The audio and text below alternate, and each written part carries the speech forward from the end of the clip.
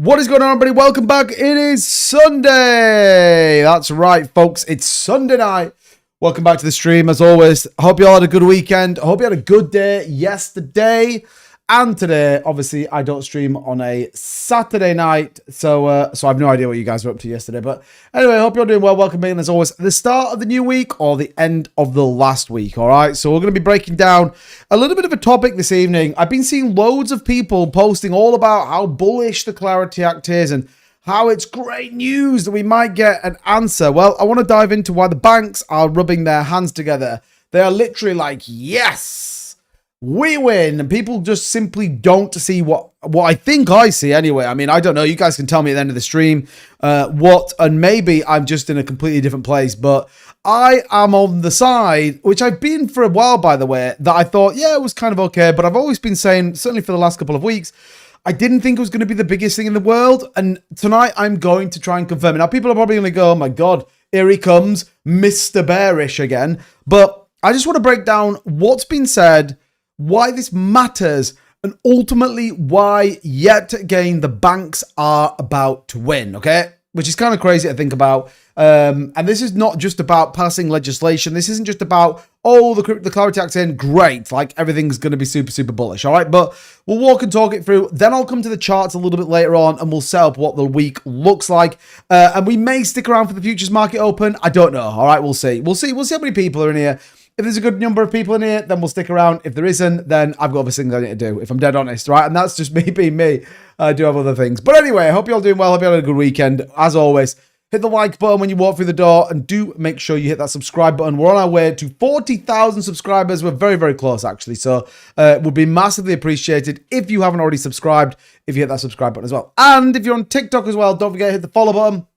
That way you do not miss a beat, or then you don't end up being randomly messaged by, some random people, all right?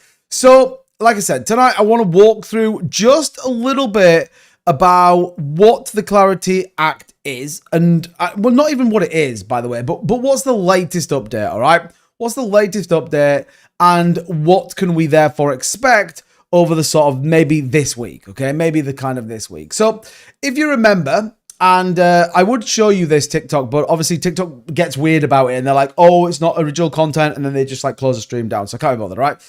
But helps if I press the right button. There we go.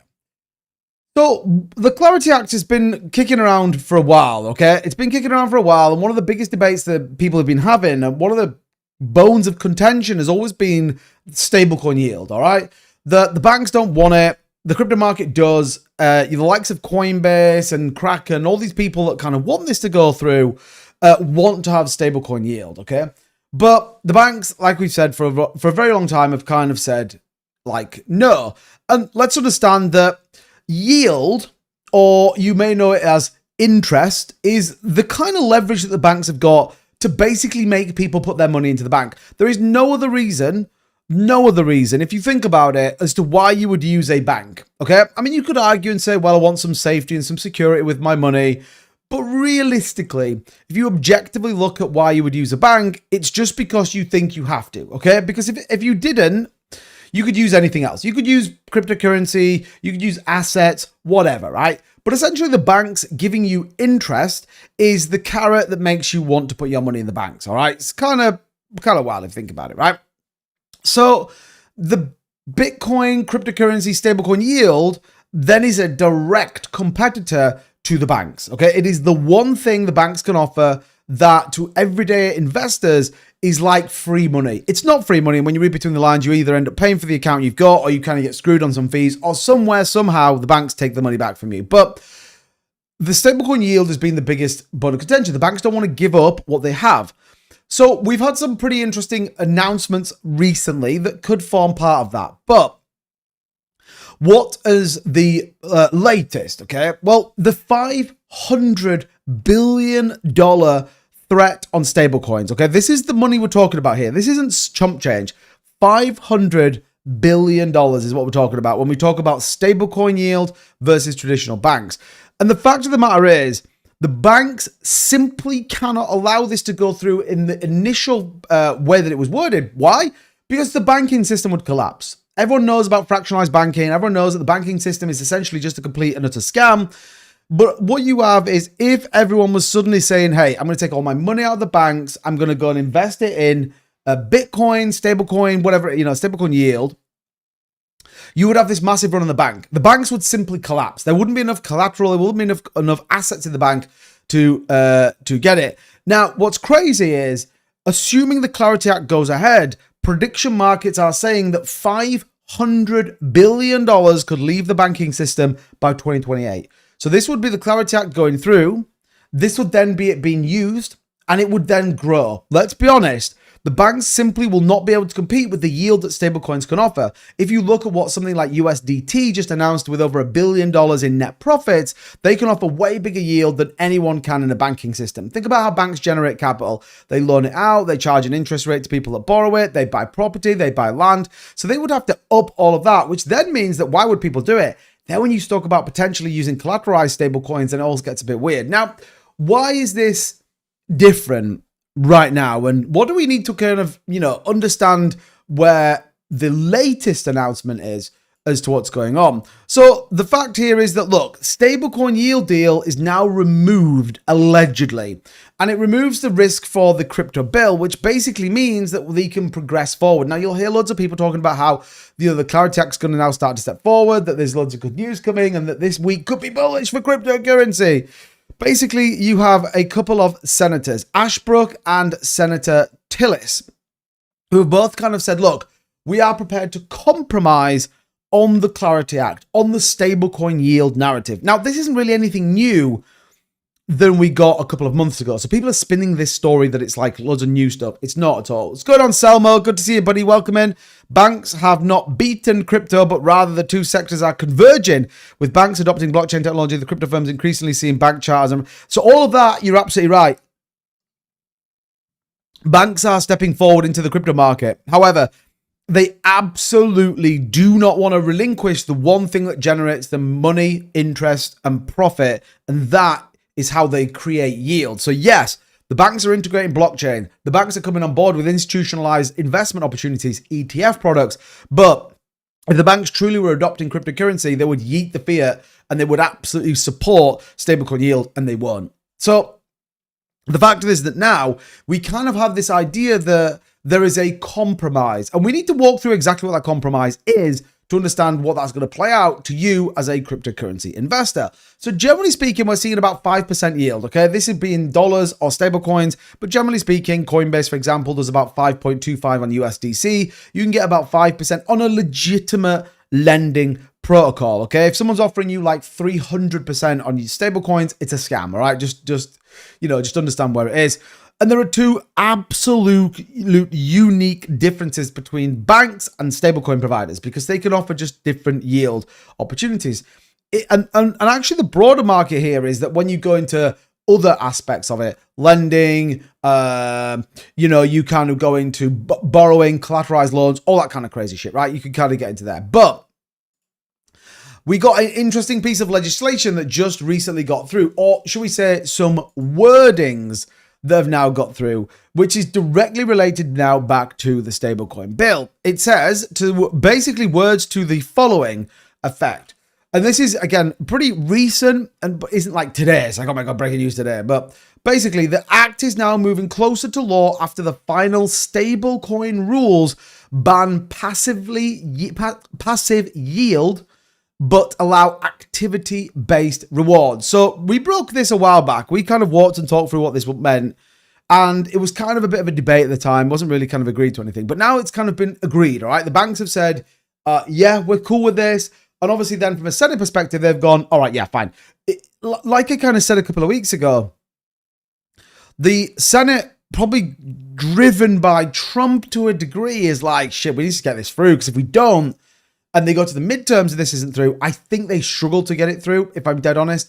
But here is the actual kind of discussion bit that's gone through here. You can see there that depository institutions provide financial services that are integral to the strength of the American economy, and that the payment of consideration by digital asset service providers to United States customers or users based on their payment stablecoin balances in a manner that is economically or functionally equivalent to the payment of interest or yield on an interest-bearing bank deposit, may inhibit depository institutions' key functions in the American economy. So what they're saying is, look, if you are depositing into these accounts and then they are being used to actively support the economy moving forward, then they're cool with it. It's like, fine, yeah, get some yield, baby.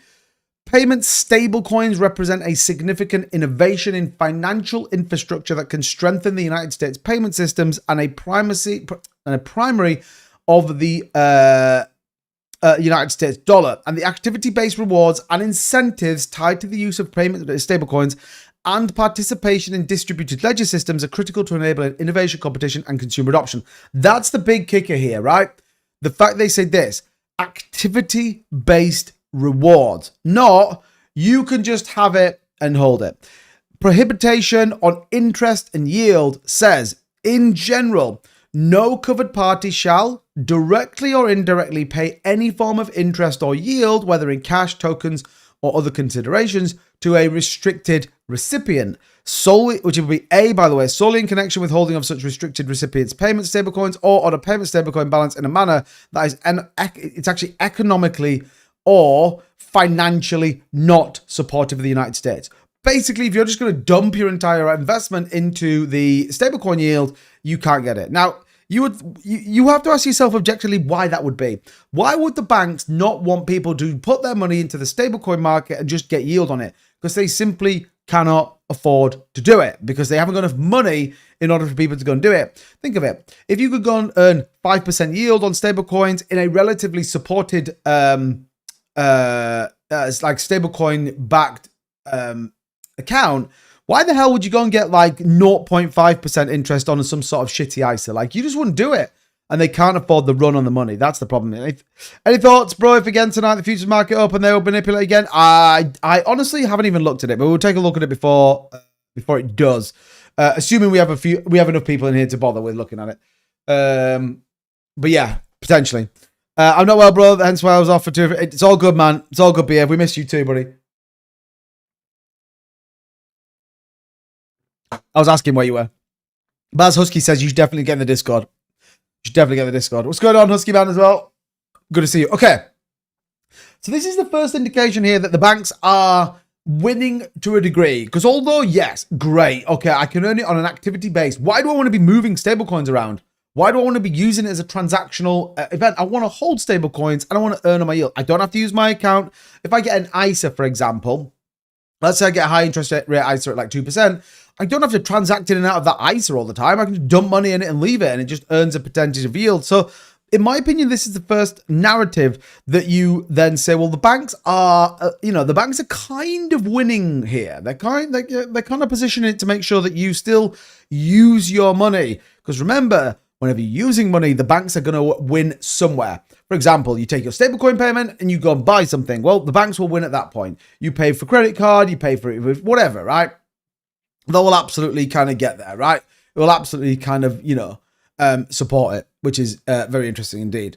And look, the fact of the matter is that they are absolutely supporting the banks. It does, however, continue to prohibit crypto firms from offering yield on stablecoin deposits if that yield is functional or economically equivalent to bank offerings. So basically, any product the banks can have, then essentially you can kind of put that into the crypto market, which is sort of interesting as well when you think about it.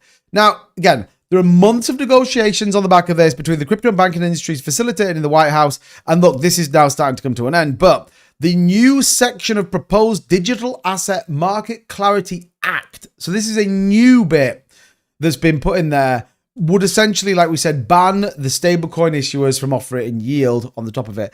And it contends the depository institutional provided financial services that are integral to the strength of the American economy. Again, in my opinion here, this phrasing that it's good for the American economy allows them loads of pivotal ways to pivot on this. They can suddenly say, actually, stablecoins are having a detriment to the US economy, therefore we're going to stop it. I think it's a way of putting a big emergency handle into the stablecoin market and the crypto market. So in one hand, they're going, look, We want you to allow this institution. Why? Because there'll be loads of money pour into it. If loads of money pours into it, they'll be able to watch it. Remember, we talked about this a couple of months ago. The IRS, the FSA, and a number of the government arms that look after capital, they look after investments, and they look after how they tax those two things, are very much plugged into the exchanges. Now, is that some kind of miracle that we've had to wait for so long, that they've delayed all of this? And in the duration of the time where they've delayed all of this, they've integrated all of this, observational stuff into cryptocurrency exchanges? Absolutely not. And I would guarantee, and I would almost go as far as to say that you could only earn your stablecoin yield on certain prioritized accounts, which would be places like Coinbase. You all know my view on Coinbase. It'll be other exchanges where everything is linked back into the US government, the UK government, any other government and jurisdiction across the globe, so that they know exactly what you are earning, and then they can tax you on it.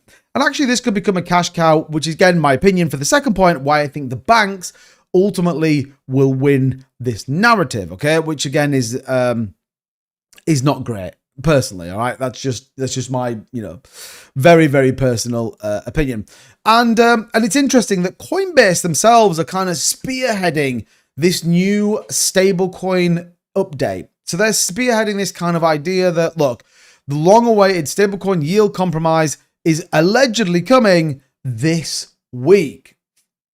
I mean, you couldn't write it, could you? Rick Cogswell's in the house. What's going on, Kev? Good to see you. Show, dude, bro. I'm very well, super tense, depressed the way the BTC is moving in these past few months. I lost a lot of money in swing trading, mass layoffs going in my company, so I'm very tense. Bro, honestly, make yourself a cup of tea, sit down, relax, enjoy the soothing tones of this stream, and wait for the opportunities that do approach you, and I'm sure that they will at some point as well.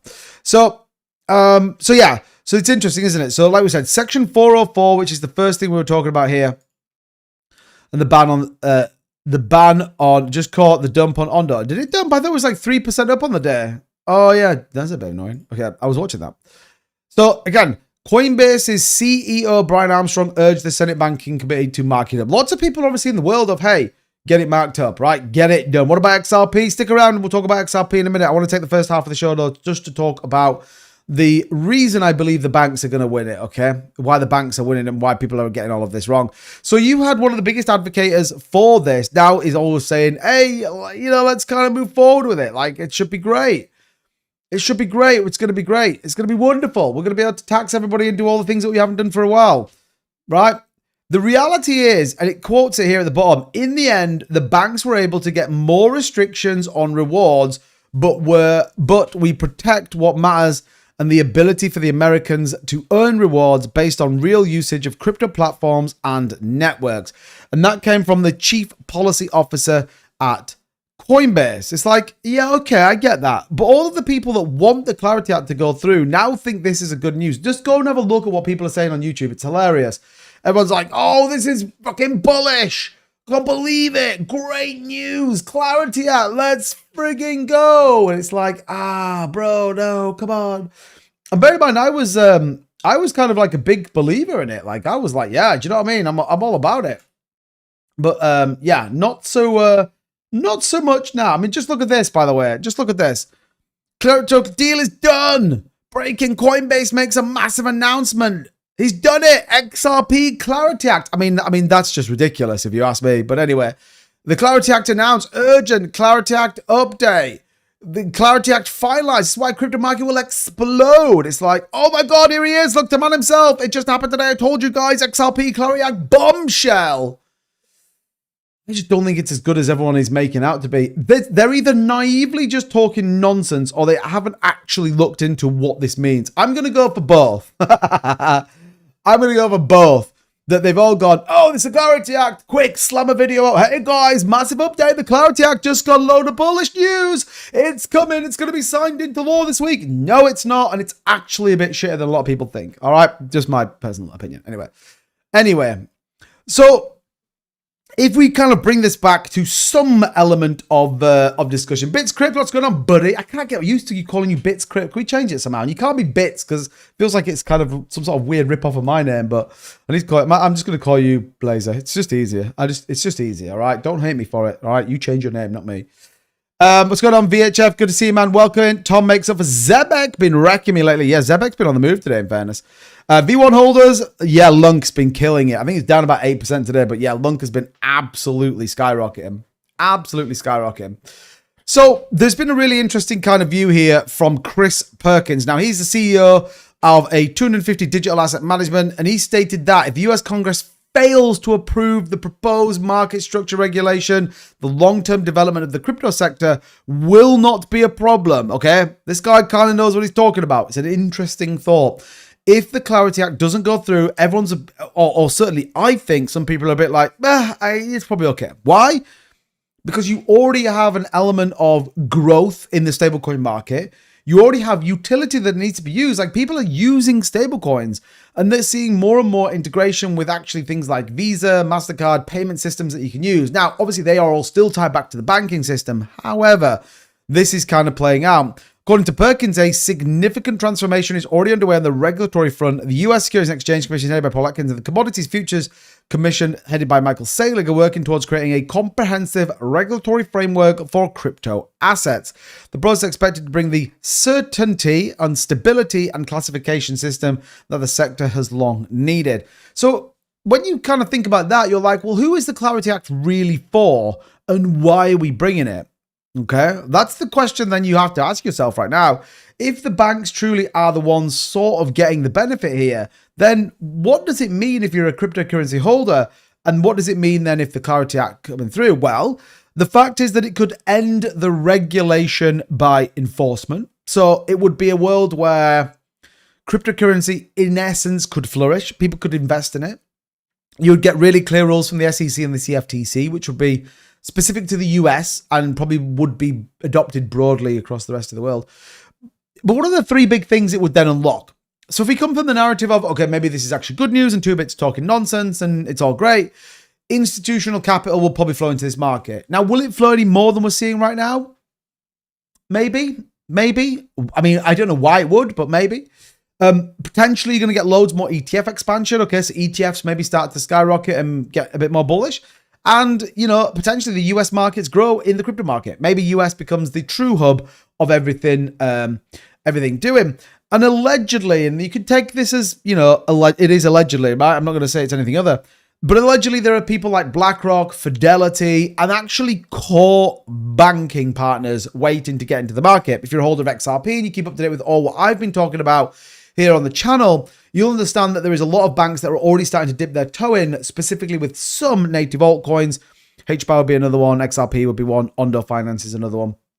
So there is certainly an argument to say, well, some of these are waiting to dive in.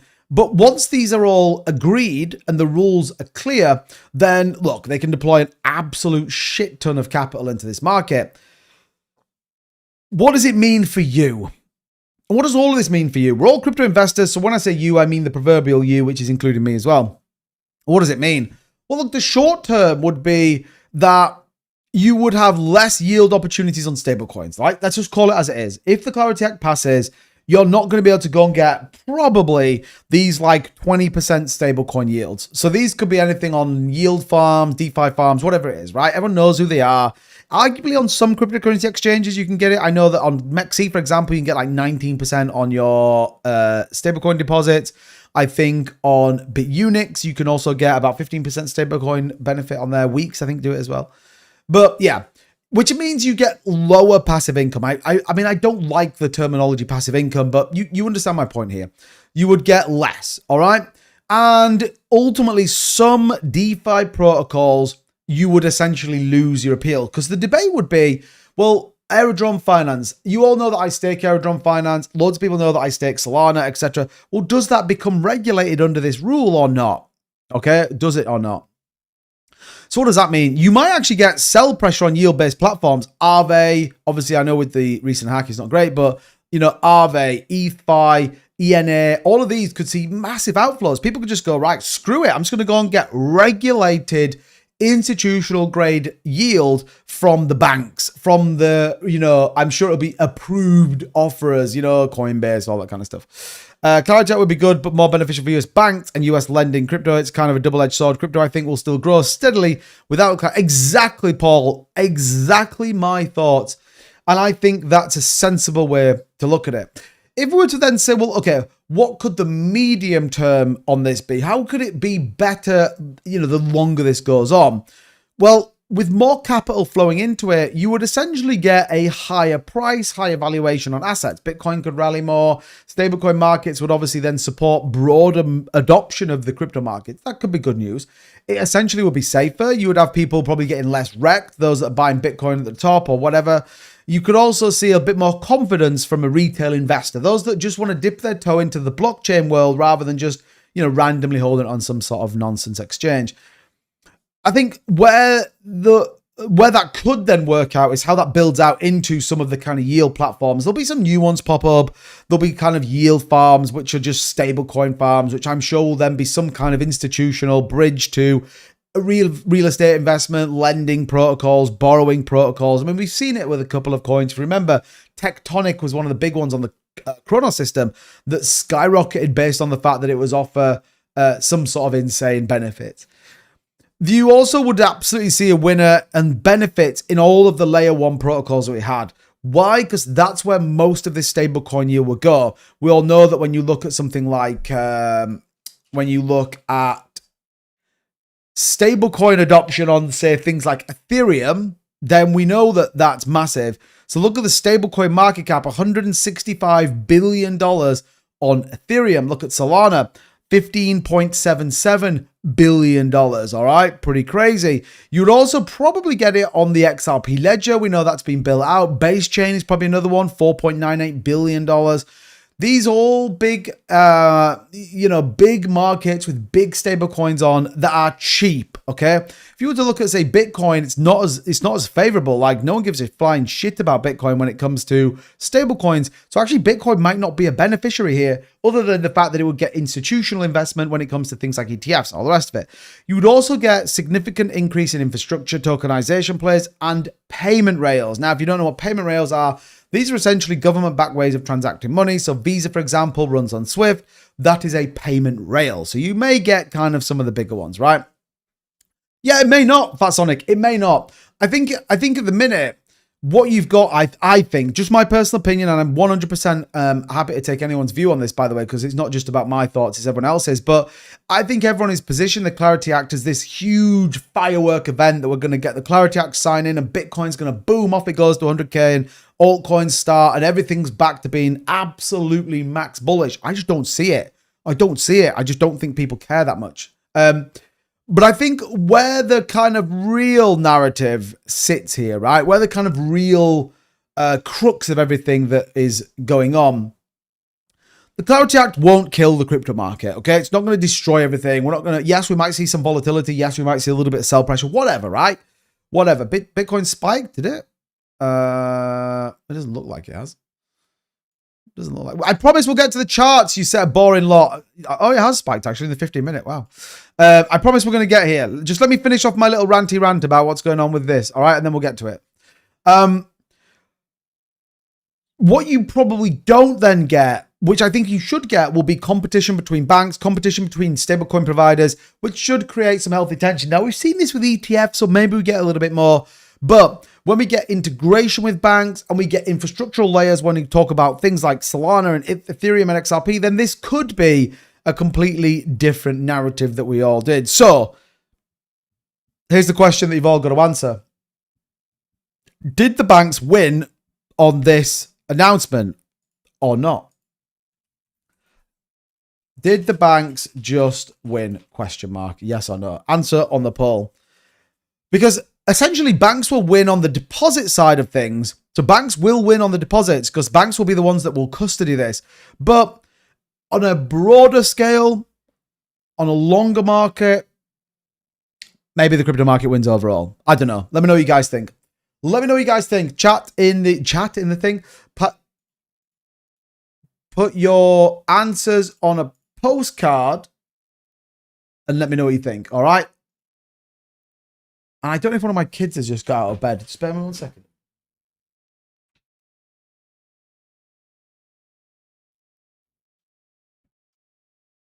Genuinely thought one of my kids had just got out of their bed and just decided they were going to go for a walk then. So, yeah. So let me know. Let me know what you guys think. I don't care either way, as long as spot goes up. That's probably a good idea. That's probably a good thing.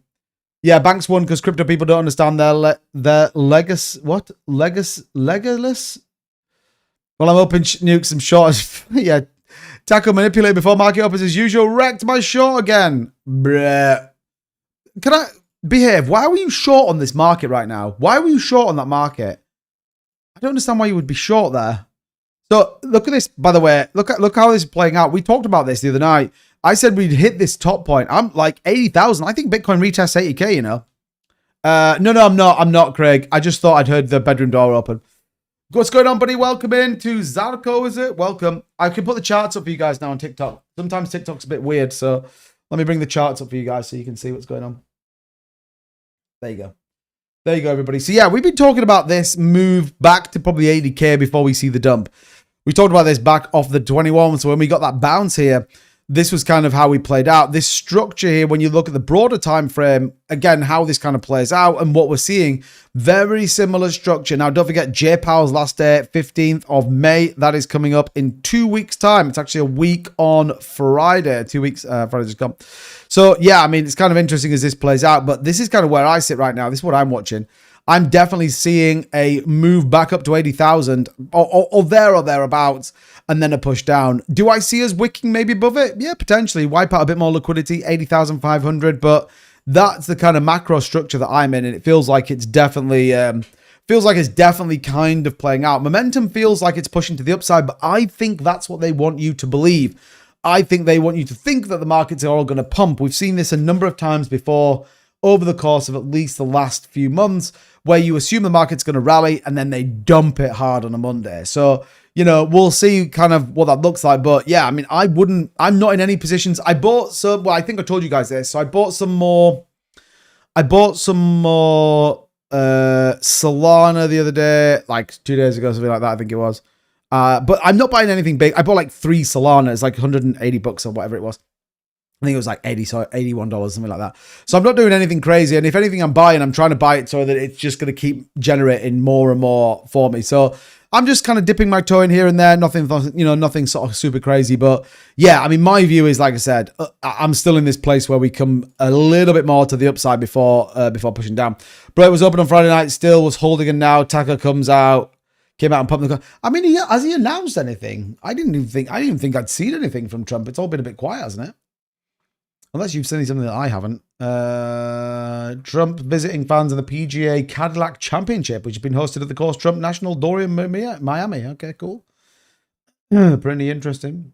Now, I believe that there is a discussion going on at the minute between the Trump administration and Iran as to whether that kind of plays out any more favorably. But yeah, I mean, if we go in a little bit nearer here, let's go into the 30-minute and decide, is there anything kind of playing out here that we would see?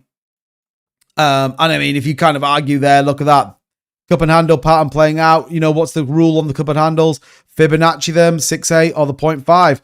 Cup and handle, we come down to the 0.5 and bosh, off we go again. The 618, look at that Fibonacci head level playing out on the cup and handle pattern. So, yeah, I mean, what have you got here? This breakout feels pretty interesting, doesn't it? I don't know what, I mean, I'm not sure why this is, but you know, look at this distance here. Like there's the 21, there's the 200. Like, I mean, we're well above that, which is kind of wild if you think about it.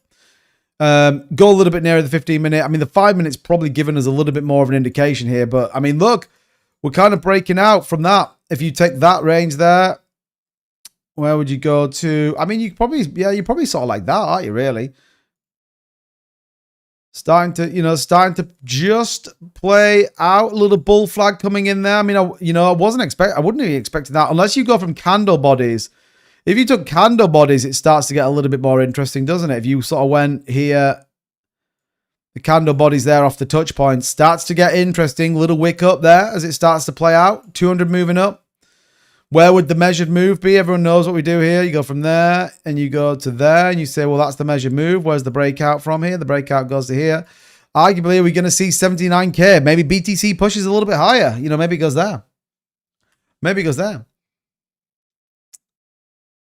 On the headline, you said bank won as bank won. What's happening? No, I said on the stream title said, did the banks really beat crypto? That's the title of tonight's live stream. And if you, I don't want to be rude here, but I've just spent 31 minutes explaining it. So basically, there is some new language being put into the Clarity Act that everyone, I think, is totally misrepresenting, saying that, oh, it's really bullish, it's great news, we're restricting the ability to earn on your stablecoins. Everyone's starting to get super hyped about it, starting to put all these videos about how great this is for the stablecoin market and for crypto, but I don't think it is. I think it's bad. Well, not necessarily even bad news. I just don't think it's good news, if that makes sense. So, look, any institutional adoption is good news, but yeah. Stan says, dump it. What's going on, Stan? Good to see you, man. We're all down for it. I just found out my sister is pregnant. I'm going to be a father. Wow. What, I mean, I don't know where to go with that statement now, but yeah, great. I mean, thanks for sharing. Oh, man. What? Kind of tried to catch a falling knife in that? Yeah, I mean, yeah, I mean, this breakout doesn't really make any sense, to be honest. What's interesting here, look, is there's no volume increase. That's kind of wild when you think about it, which means that there's not a reason for this breakout. But yeah, I mean, it probably feels like that's just a bit of a liquidity grab. I mean, I don't know. Yeah, it forgets it's FJO. Hi, FJO. Algo's pumping as well, is it? I don't own any Algorand. Is Algorand pumping? 1.4%. Yeah, it's all right. When will there be financials up 6%? I mean, what the hell is all that about? But yeah, I mean, this Bitcoin move is kind of interesting. Maybe it gets to 79K, retest 79. Do we think? Possibly. Kind of broke out a little bit early here, but I mean, what's the 1 minute giving us now? What's the 1 minute vibes giving us, people? Let's have a look. Let's have a look. Is that a little cup and handy? Cup and handle? Well, I mean, it's probably a little bit low here on the cup and handle. If we took it from that point, I bet it's not, though. Cup and handy playing out. I mean, you probably can't really do that on the 1 minute chart. It's a little bit wild, isn't it? Little bit wild here, but yeah, difficult to kind of see, really, but probably not anything just at the minute on the 1 minute charts. Mental. Icons breakouts, bet up or get short squeeze. I mean, there you go. I mean, definitely feels like he wants to try and run a little bit. But yeah, I mean, there's not a lot of liquidity. Money flow's already gone negative as well, by the way. So you got the bearish reversal here already on this chart. Now, we didn't get an engulfing candle, which is kind of interesting, but the fact is you've got no increase in volume. Stochastic is pushing down as well. The 1 minute chart's insane to try and trade anyway. But yeah, I mean, Stochastic is up on the 5. Money flow gone green on the 5. But yeah, I'm not convinced by this move. Sunday move, low liquidity. We saw this last Sunday, I think, as well. And it got wrecked. So did the banks just win? Man, 52% of you said no. That's interesting. That is interesting. Shout out to everybody giving a view. Asia needs to open for the real move. Yeah, I mean, Asia pre-markets look okay, by the way. They are looking a little bit more optimistic than maybe people want to give them credit for. So could end up being a little bit more positive as well. Could end up being a bit more positive. But yeah, I mean, this move kind of, I mean, it doesn't really make any sense to me. But look, we'll see. Maybe, maybe it gets up to, the measure move. Like we said, maybe 79K becomes that test. But like I said, broadly speaking, I'm looking for this to push to about 80K. And then come down. And I think if you were to compare this to previous mid-term years, i.e., the second year, that's right, isn't it? So Trump's done 2 years and then, yeah. Then yeah, I mean, it's kind of decision time, isn't it? Like, I mean, this should play out. I mean, if it doesn't and we kind of rally up, then maybe we don't get anything on Fed Chair Day and, we may just end up dumping it. But, I guess we'll kind of wait and see. Midnight just took a streamer in me. What? It's been short squeezing all weekend. Slow grind up usually the Asia dumps, but I think they're going to, because I found shorts. Maybe. FJ says all the money is in the 1 minute and the 5 minute charts with 100x leverage. Yeah, you're wild, bro. You're wild. You are absolutely crazy. Coinbase says a bipartisan deal was reached on a key provision in the major US crypto market structure bill. Yeah, they agreed that you couldn't earn stablecoin yield on anything that wasn't positive for the American economy or that just sat there and did nothing. You have to earn yield based on activities that support the US economy using your stablecoins. It's proper, like, in my opinion, it's a bit of a get out of jail free card. And I think it's an emergency lever, like I said at the start of the stream, but yeah, this is my opinion anyway. So, yeah, well, let's stick at the 15 and the 5 minutes to try and see what's going on here. Bitcoin may be feeling it. I mean, Bitcoin is feeling it right now. This is absolutely a liquidity grab. Look at that move, by the way. 79K, That's exactly, we said that where it might go. Is it going to push a little bit higher? Don't know. I'll tell you what, I'm glad I wasn't shorting it. Christ.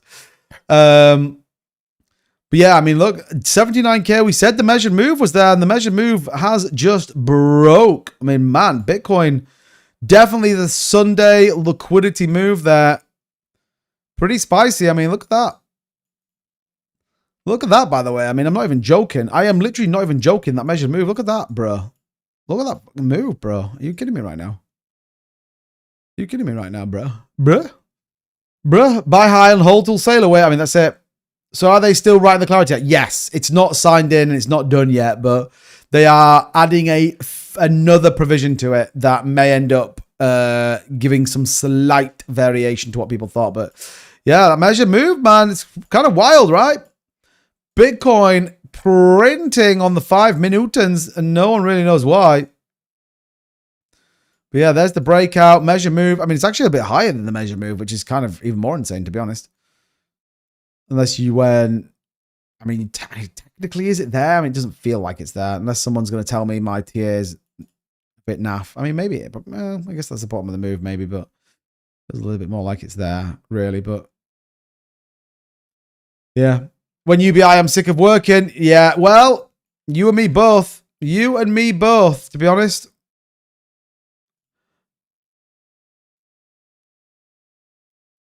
I mean, it's pretty wild if you think about it. Anticipating character played out already? Well, I think so as well. I've been saying that for a while.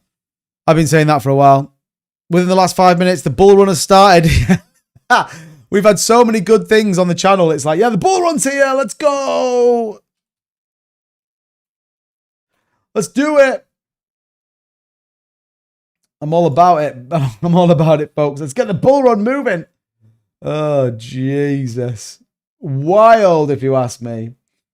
Wild, if you ask me, but hey.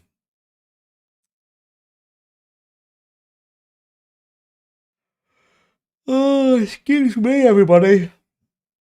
That is terrible. It's yawning my head off while I'm talking to you lot.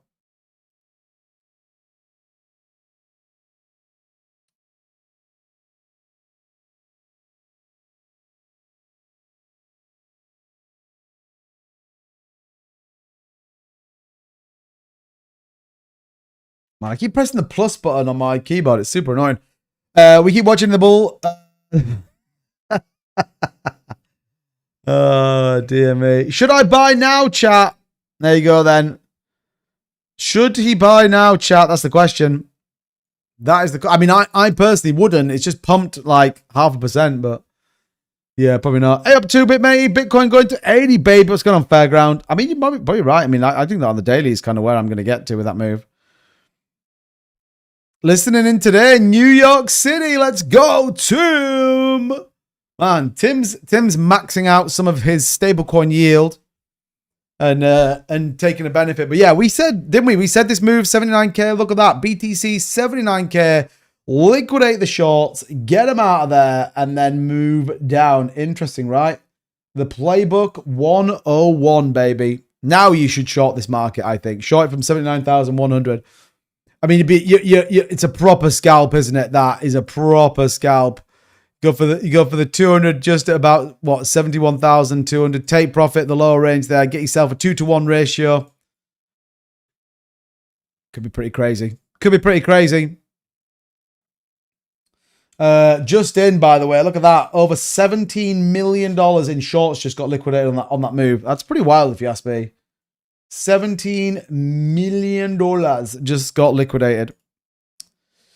Pretty wild. If you haven't already seen the link in the chat, by the way, you should definitely check that out. Bitunix, a new 50% rebate deposit. Are you kidding me right now? 50%? You must be joking. Joking.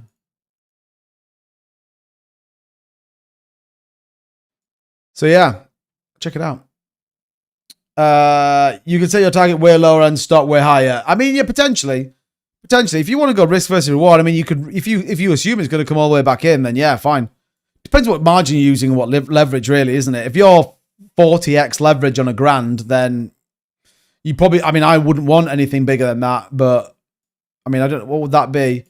What would that be if you got there? I mean, we could log into... Oh, it's so annoying that I'm not logged into that account. Bruh. Come on. Yeah, on higher time frames. Yeah, of course you can. Of course you can. By the way, if you're an XRP fan, don't forget 40 USDT in XRP. You can obviously sign up to Weex if you are interested. There you go. Link in the description. Check it out. But yeah, 40 bucks. All you have to do is, you know, 100 bucks, all that kind of stuff. Pretty crazy if you ask me. Great value. Great value. And if you are interested in trading all these markets and joining all of the gang, head over to tubecrypto.com. Join the trading group here in the top right hand corner. It's 12 bucks a month. Again, I always say this, but it is the most insane value you can possibly even get of any YouTube channel out there. All right. It's definitely great value and you should definitely check it out. So head over to tubecrypto.com. Click join trading group and sign up now. You get alerts, AI trading bots, you get the channel bots, you get all sorts in there. It's totally worth it, by the way, in my opinion, anyway. Totally worth it. But yeah, nice little, a very interesting move there on BTC, in my opinion. I want to see a 50k BTC before I enter back in. Curtis says, I think we got to 82k then dump. Nice. Nice. I mean, 82k would be top end of where I think. I mean, if we said it goes to there, I'm at 80,089. Yo, look at Doge. It's been going nuts, really. Dogecoin has it? I mean, I'll give you a little bit of a move. What's it done? 10%. That's not bad, actually, in fairness. It's not bad. 10%. I mean, memes kind of warmed up a little bit. Shiba Inu had a decent day, but yeah. Look at that Zcash move that we talked about. We discussed this, I think, this bigger move we spoke about, and then this little breakdown move that we talked about as well. Like, this one's playing out very interesting. I got a video coming out about Canton Network, so look out for that. That's starting to move. Tau moving and grooving, baby. Look at Tau coin there. Look, retest of the 21-day moving average. Looking great, Tau coin. Let's send it, baby. 21 starting to curl back up. Watch out for this. 21 gets back above the 200. Absolute breakout coming on Tau. So watch out. In my opinion, all right? Just my personal opinion. Take the Fibonacci. See what we get to. You know, nice little breakout here. We retested back down and zoom, off we go. So I actually think Tau may break out here. Give it another, what, 2 days, 3 days back into this week. If market holds up with us, 21 curls back above the 200. Man, I think Tau could be heading and knocking on the door of 350 pretty soon, which would be nice. The lesson learned is you cut quickly and get back in later. Yeah, I'm stopped on BTC short. I'm still at 81.8, but Tau short is made my mistake, was not cutting it and the breakout and staying in and adding. Yeah, well, I mean, that's it. Made over £3,000 the last 50 minutes. Boom! Get it, Paul. Get it, Paul. Beautiful. I mean, yeah, Fat Sonic, though, that's an important thing to say because so many people just cling on for dear life, assuming that their trade will help out. Sometimes you just got to cut your losses and be like, right, screw it, I'm out. Screw it. You know, I'm out. And, you know, sometimes taking a small loss is actually the best outcome you could possibly hope for. But yeah, Tau breakout looking great, by the way. 21 curling up. I'm down for it. I am down for it, which would be great news as well. Will there be financial? Came back a little bit, but I wouldn't trust this with Fat Sonics, if I'm honest. Definitely not. And Ondo did try and have that breakout. Now, interestingly, it is still, I think, still trying to break out, as much as people might say, oh, whoa. 2 bits breaking out. I think definitely still trying to break out. We did get a retest and that bounce. So, yeah, I mean, Ondo might kind of move a little bit, which is kind of worthwhile. But what's interesting is the broader market outside of the sort of the top 10 is pretty naff, to be honest, isn't it? It's pretty naff, to be honest. Zebek is holding up. Looks like it might hold on here. Might hold on. I think if Zebek goes back within this channel, though, let's say we get a bit more of a dump back into this. That could get pretty interesting, actually, on Zebek. I shorted at 265, should have stopped at like 272, but went through and I moved my stop. Well, there you go. You don't have to bad trades often unless they stay within a smart stop. That's true. That's true. Or if your conviction is solid. Like I said, this Bitcoin move kind of doesn't make any sense, I don't think, other than low liquidity move on a Sunday. That's kind of what it feels like, isn't it? The low liquidity move on a Sunday. Even 2-bit, not long of an XRP. Yeah, I mean, if you caught my video earlier, they just had, obviously, they won an award. So the Prime Brokerage won a prestigious traditional finance reward, which I think is kind of interesting, isn't it? And then, yeah, like all the stuff they're doing on the back of it as well. It's kind of bullish, like, if you ask me. Kind of bullish, right? But, yeah. I can't use the taco or headline driving trades anymore. I believe in my trades. It was a mistake. Look, we all get them. You know, no one's got a perfect rate. If they tell you they have, then they're lying. In my opinion, everyone gets it wrong sometimes. The important bit is to understand why and what you do next. And you don't need me to say that. I mean, you're a way more accomplished trader than I probably ever will be. But yeah, I mean, it's an interesting move here. Whether we get this kind of continuation to the downside, I mean, probably. I mean, I'm clutching straws there for the kind of support resistance, but you know, maybe it gets a very small bounce here. I mean, I wouldn't hold anything up on the 5 minute. It doesn't feel like it's worth even considering, to be honest. But yeah, I mean, the fact that the broader market's still pretty naff. Altcoins are having a slightly better time out there. Is sort of in a slightly different narrative. A couple of things to think about, by the way, this week, just to keep you guys up to date. We got Jolt's job open on Tuesday. Might signal the market push down. Look out. Look out. Jolts could end up being pretty tasty. Lots of people think it's going to be a bit of a disaster. So, yeah, keep your eyes on that because that might end up being pretty bad news, by the way. But we'll see. There isn't really an expectation at the minute. 6.87 million is the consensus versus 6.882. So it would signal a decline and a potential decline in the ISM services PMIs coming as well, which will be this one, obviously, Tuesday. April ADP non-farm employment data is coming Wednesday. That could be pretty interesting as well. We've got jobs report Friday, 11 Fed speakers this week. Okay, but it's all about the freaking labor market, which directly will probably link into the Federal Reserve speakers as well. So, yeah, that kind of gives you a bit of a summary this week as to what's coming up. So it's going to be tasty. However you look at it, it's going to be pretty tasty. But yeah. BTC may come down to your top trend line resistance area, then go again. I mean, potentially, yeah. I mean, technically, if this goes a little bit lower, 874, then that trade would have been executed pretty well. Would have been a nice little short to a grab there. Remember, you don't need to win all the time. If you win, I think we worked the maths out on this, didn't we? If you were to take $300 every single day, times that by 7 is 2,100, times that by 4 is $8,500 a month. There you go. Look, boom, that trade would be in. Get in. I didn't trade it though. Bruh. The hell. FVG on the 5 minute. Yeah, well, yeah, I mean, yeah, pretty much. Pretty much. BTC look with a full engulfing candle here coming down as well. So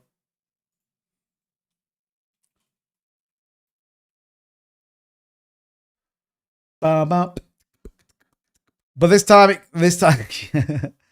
I've seen it before when the FOMC happens. Everything's chill and Asia absolutely sends it to zero. I would be so... Well, I mean, that's true. I mean, the futures market looks a little bit more optimistic than I think maybe people are giving it credit for, which I definitely think we've seen this before, though.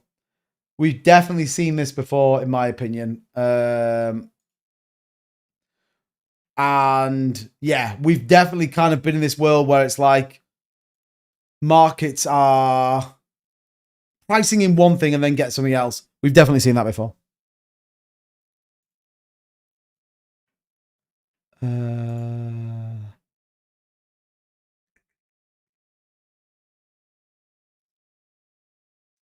am I looking for here? I'm just trying to find something on here that...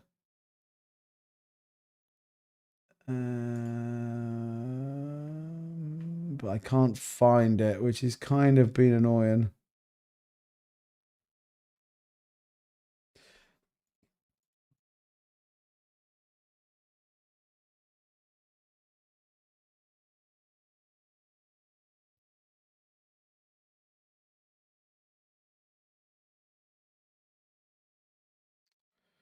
Oh, it might be here, actually. I think I've got it.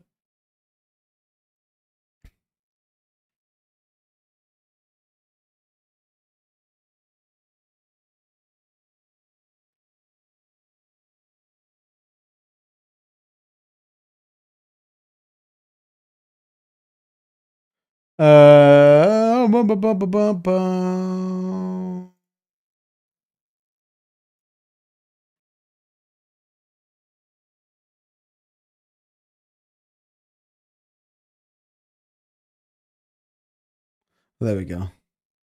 There we go. Yeah, so look at the futures market. But yeah, look at that. Look at that short, like all the way down. Would be wild, actually. Would be wild. So yeah, the hammer pattern, a reversal candlestick with a long wick producing its hammer shape. So yeah, that kind of idea there on the hammer pattern playing out. But yeah, Bitcoin, I mean, it would struggle. I mean, technically you want to take the long back up from there, but that would have been a nice trade, a short-term trade anyway. The next time, this time next year, Rodney will be, we will be millionaires. Just hold the chandelier. Hold the chandelier, baby. Don't drop it. Trading that zoomed in is just so bad. Yeah, I mean, look, again, it depends it depends. If you're trying to learn your craft and you're a smaller, let's say a smaller amount of money, then it's kind of, you want to be in a world where you're trying to identify what might happen. Otherwise, you're just basically chancing your arm, aren't you? Now, if you're trading a lower leverage, then you've got way more like liquidation levels to play with and more. Some people don't want to trade the 1 hour. I mean, you're literally scalping. I mean, if you're trading the 4 hour, for example, it's like, okay, what's that giving me right now? Probably not much, in fairness, if we take those off. You'd argue maybe this is bullish, but if you go into the 5 minute, this is kind of giving signals that this is not a bullish move, that it's actually kind of a bit bearish, to be honest, but each to their own, in my opinion. I was working on the other chandelier. Yeah, exactly. Leverage doesn't matter. It's all margin. Yeah, that's true as well. That's true. I mean, well, yes and no. I mean, what you don't want to be on is really high leverage and really low margin, do you? Like, that would be silly. Zek. I mean, we talked about Zek. It's actually kind of moving a little bit. 4.83. I mean, I expect this to keep going, by the way. I expect this to keep going. And we posted this in the in the premium Discord. Head over to tubecrypto.com, join the trading group. $12 a month, insane value.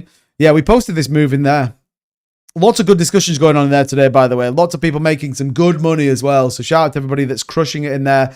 And what's also good as well, what's nice to see in the premium Discord is people using the bots in there. So I saw quite a few people using the bots to kind of set their potential trades up and what they were doing. So shout out to everybody that was in there. We had some big winners today. Husky making 42% on Zebek. Curtis, what was that? 80% you made on an Ondo short. Bullish for you.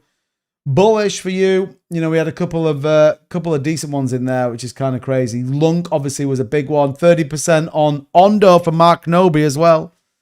Bullish. So yeah, that's kind of what you get in that trade group, by the way. Lots of great discussions going on in there. So shout out to everybody that's in there. It is $12 a month. Get up on tubecrypto.com.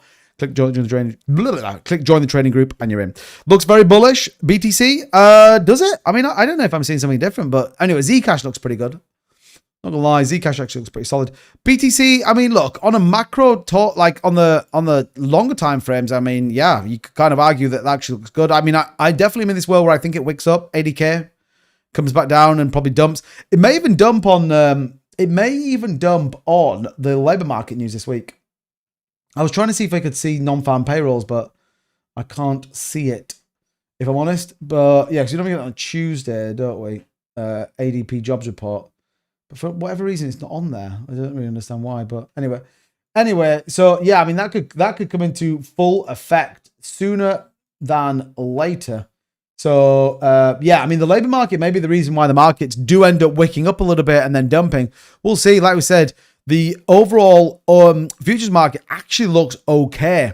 It actually looks okay. If you take a look at, say, something like energy, we are anticipating it to go up. But look at this, Brent crude at $87, WTI at 102. You kind of like, well, maybe we're just kind of pricing in that we should see a little bit of a chilling out of the oil market. Could be interesting. Breaking news, King Charles tweeted about praising his visit with Taco, so they are pumping the market.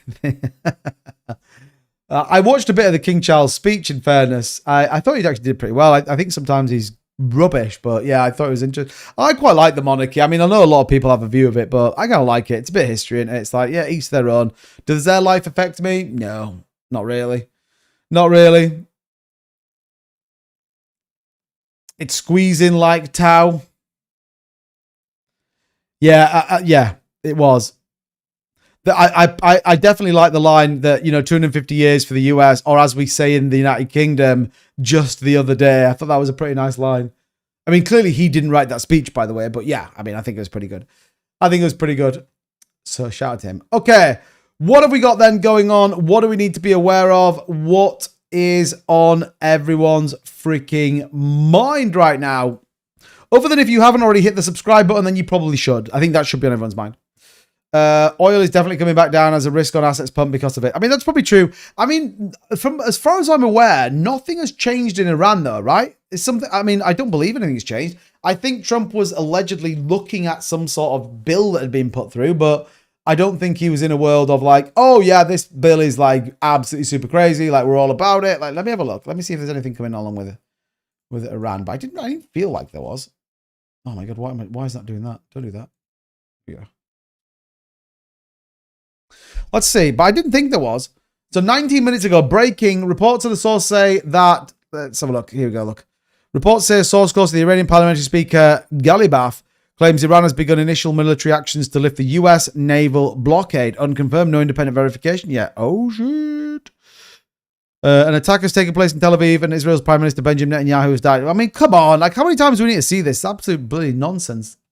Nonsense. So, yeah, I mean, maybe there's a little bit. The IRGC intelligence arm believes Trump's window is closing.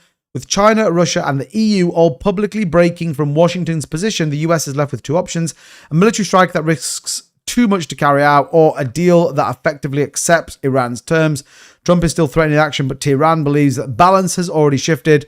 Source, according to that. Fox News said a large cargo ship reports being attacked by multiple small boats in the Straits of Hormuz, just 11 miles from the Iranian coast.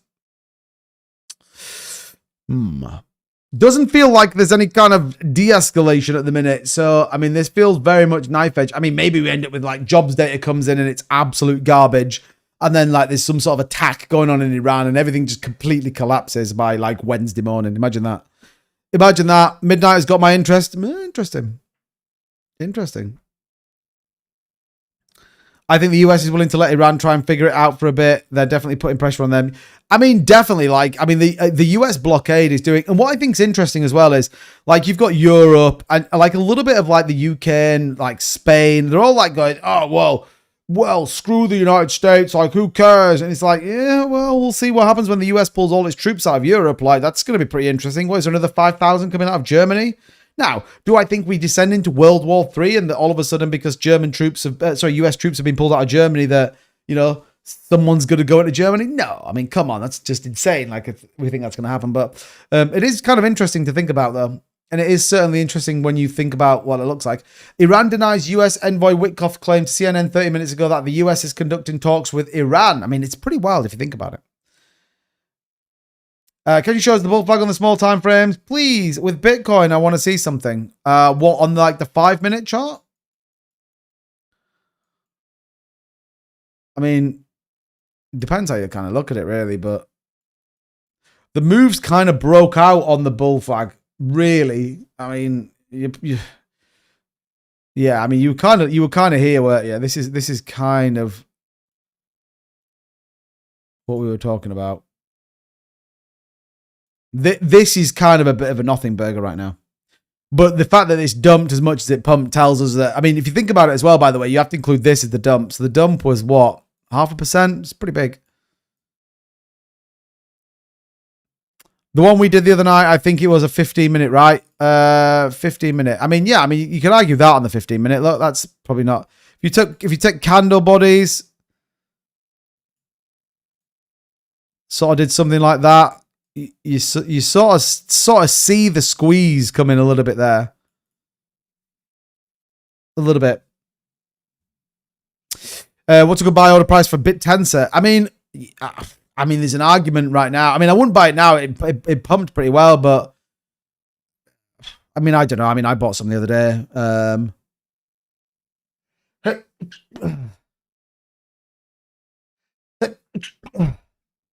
I mean, I think at the minute, sub 300 is probably a good news story. However, I would be really mindful that everything that I'm talking about is that I think the market pushes up to about 80k and then dumps. So you may get a buy 275. It isn't necessarily about the exact price you want to get in. It's how you get in is the important bit. It's how you do it. If you've got $1,000, Do it in $200 increments. Buy 200 today, 200 next week. Wait for the market to dump. Buy another 200. Like, that's how you ladder into a particular asset. Don't just go, I have an entire $1,000 to dump in. Boom, just dump 1,000 in at $295. Because then the next thing you know, it jumps $10 and you're like, bro, like I'm already down. You want to be able to then buy more at that lower range. So whatever you want to invest in, think about how you invest it, not necessarily the price in which you invest it in.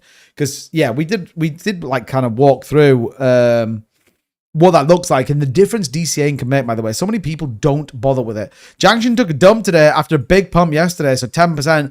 I feel like something's going on with Junction. I definitely think something's a bit weird with Junction, but yeah. I just buy one towel at a time. I mean, fair play to you. Yeah, buy half a towel then. Buy half a towel today, half a towel when the market dumps. I mean, I definitely think the market will dump, by the way.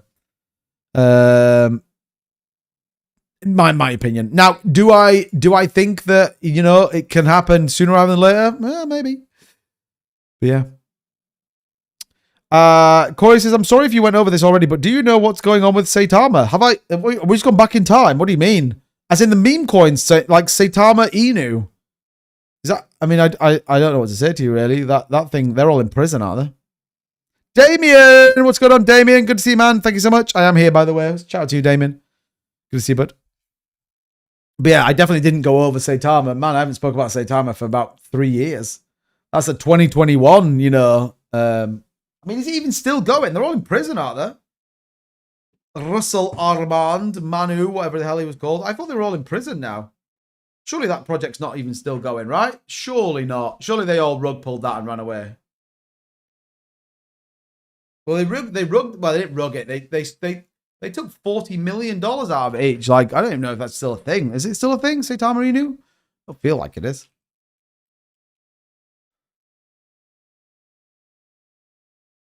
Apparently, it's, I mean, it looks like an absolute dog shit. It's like 100k market cap. Yeah, I think if you're still holding on to that, I have some really bad news for you.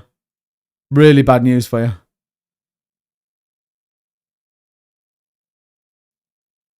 I know, I don't know. I just got a $75,000 increase in my bag. I guarantee it's a scam coin. I guarantee that's a scam coin. Just be careful, bro. Be careful. So many wallets are getting hacked at the minute. Think of it this way. Do you honestly think a coin that hasn't done anything for about 2 years all of a sudden has enough liquidity in it to give you 75k back? Like, come on, bro. Come on, bro. Allow logic to apply. You've either been sent some sort of dust or they've rugged the liquidity out of it, which is also another reason why you can see like a massive increase in price. But yeah, I mean, the only time I've ever actually had anything like that happen to me, I think you guys remember that we were like on the stream and someone offered to launch a token and then launched the token, sent me 55% of the supply. And I was like, it's definitely a scam. In the end, I did actually take some out of it and it wasn't a scam. It was fine. But I created a brand new wallet. I was sensible about it. Do you know what I mean? But yeah, it turns out it wasn't, which is kind of wild. But yeah, not for me, to be honest. Not for me. Okay. Just in, the US to escort ships out of the Strait of Hormuz. Trump says the US will launch Project Freedom. Okay, this looks like something we probably should read. Countries from all over the world, almost all of which are not involved in the Middle East dispute going on so visibly on Valiant for all to see, have asked the United States if we could help free up their ships. We are locked up in the Strait of Hormuz or something which they have absolutely nothing to do with. They are merely neutral and innocent bystanders for the good of Iran and the Middle East and the United States. We have told these countries that we will guide their ships safely out of these restricted waterways so they can freely and ably get on with their business. Again, these ships are from areas of the world that are not in any way involved with that which is currently taking place in the Middle East. I've told my representative to inform them that we will be okay, blah, blah, blah, blah. They are the victims of circumstance. These are humanitarian gestures on behalf of the United States, Middle East countries, but in particular the country of Iran. If anywhere, oh, what does it say at the bottom? I think it would go a long way to showing goodwill on behalf of all these who have been fighting so strenuously over the last few months. If anywhere this humanitarian process is interfered with, we will unfortunately be dealt with forcefully. Okay.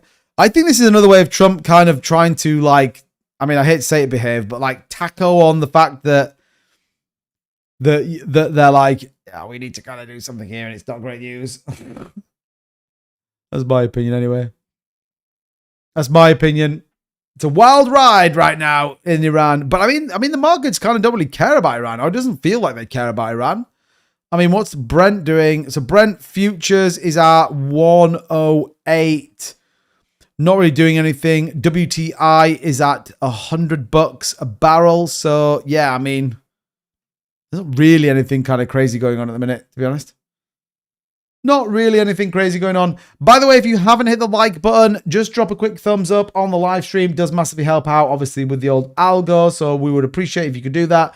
And if you're brand new to the channel, by the way, and you're wondering what the hell is going on, hit that subscribe button so you don't miss a beat.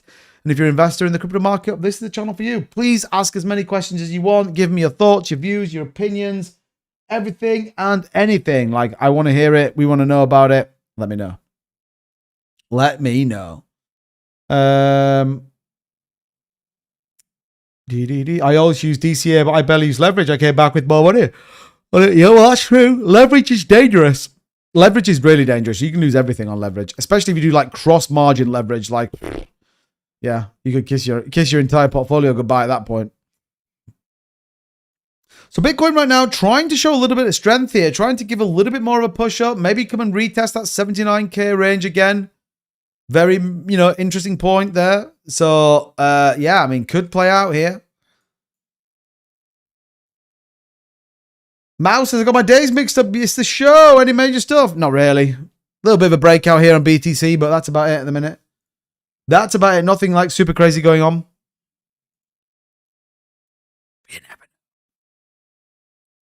You never know what might happen.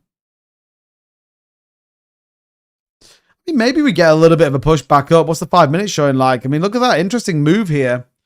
With relatively low liquidity, relatively low volume as well. And, you know, futures markets are kind of pricing in a little bit of a move. So I feel like when we saw this last time, though, the futures markets... Oops, sorry, TikTok. I just knocked my microphone off. 1 second. I feel like the futures markets, when they were bullish last time, the market's absolutely power dumped when the markets open. But... yeah, I mean, maybe we see. I mean, if people keep hanging on with us, then we'll do it. Tau, is Tau moving again? 2.2, let's go, Tau. It's going back over 300. I'm telling you, Fat Sonic, it's on the move. On the move, as is Canton Network. Height back above 41.3 as well, which is kind of disappointing because I was hoping to grab some Tau, but some Hyperliquid, but I still haven't got any yet, which is kind of annoying. But hey, it is unfortunately what it is. We're still generating that Aerodrome finance rewards, though. That's always good news. And yeah, still earning some Solana. You know, just still grinding away. That's the way to do it. That's, you know, keep things moving, keep things spicy. I mean, Aerodrome. I mean, look at Zebek, man. Zebek's on an absolute tear right now. 10%. Sending it. Yeah, look at Aerodrome Finance, by the way. It's at nearly 12%. I'm loving that right now. We're up to $42 there on emission earnings. So I'll take that every day of the week, baby. Zach Bailey. Holy crap, with the 5 gifted memberships. Man, Zach, thank you so much, my man. Love that.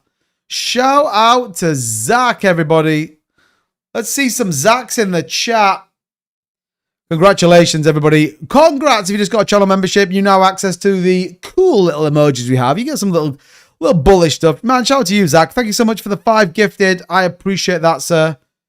I appreciate that, man. Thank you so much.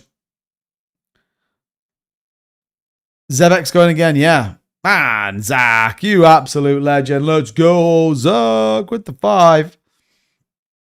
I got out early. I got out too early on Zebek. Yeah, I mean, Zebek's pumping right now. Zebek is on the move, baby. So, yeah, I mean, Bitcoin's trying to move, but yeah, I mean, look at Zebek right now. Look at the stochastic RSI, though. I mean, this definitely feels like it's going to top soon. Watch out for this on the 5 minute. Where's it going to go?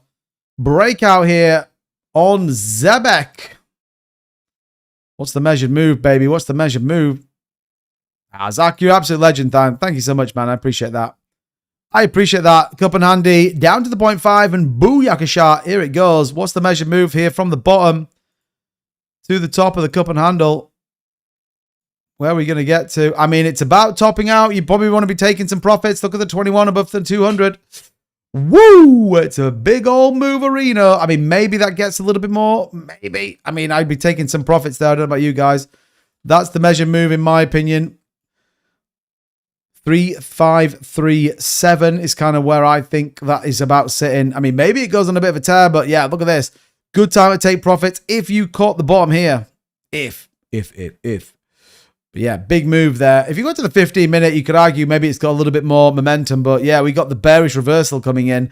Money flow starting to just tick down as well, so, you know, maybe it kind of gives up a go here. Maybe, maybe not.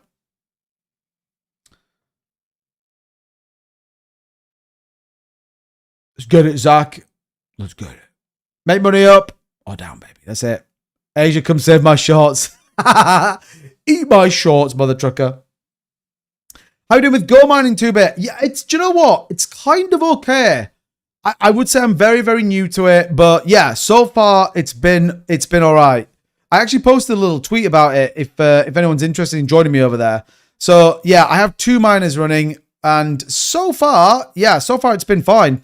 Haven't really seen anything bad. Everything seems to kind of be working as it should do. And I think what I'm probably going to do, if I'm dead honest, is take some of my earnings from as a miner and put it into Go Mining and see what happens. So yeah, but if anyone wants to join me over there, by the way, do check out that link that's here. You can just click on this, head over to Go Mining and sign up. But yeah, it's kind of been fine right now. Yeah, I've been kind of feeling it. So yeah. 2 miners, but yeah, like definitely thinking about putting some of that money from Azza over there. Rocky says, what do you think? Chinese coin on Binance. What is that? I don't know what that is. Yeah, Tamapi, yeah, I mean, so far so good. Like I said, I've earned rewards every single day. It's not the craziest amount, like, but it's free well, it's not free Bitcoin, but it's free Bitcoin. So I'd be interested in putting a little bit. I'm not going to go and dump, you know, thousands and thousands and thousands of dollars in there. I'm just going to put a little bit in there, but yeah, I mean, so far so good.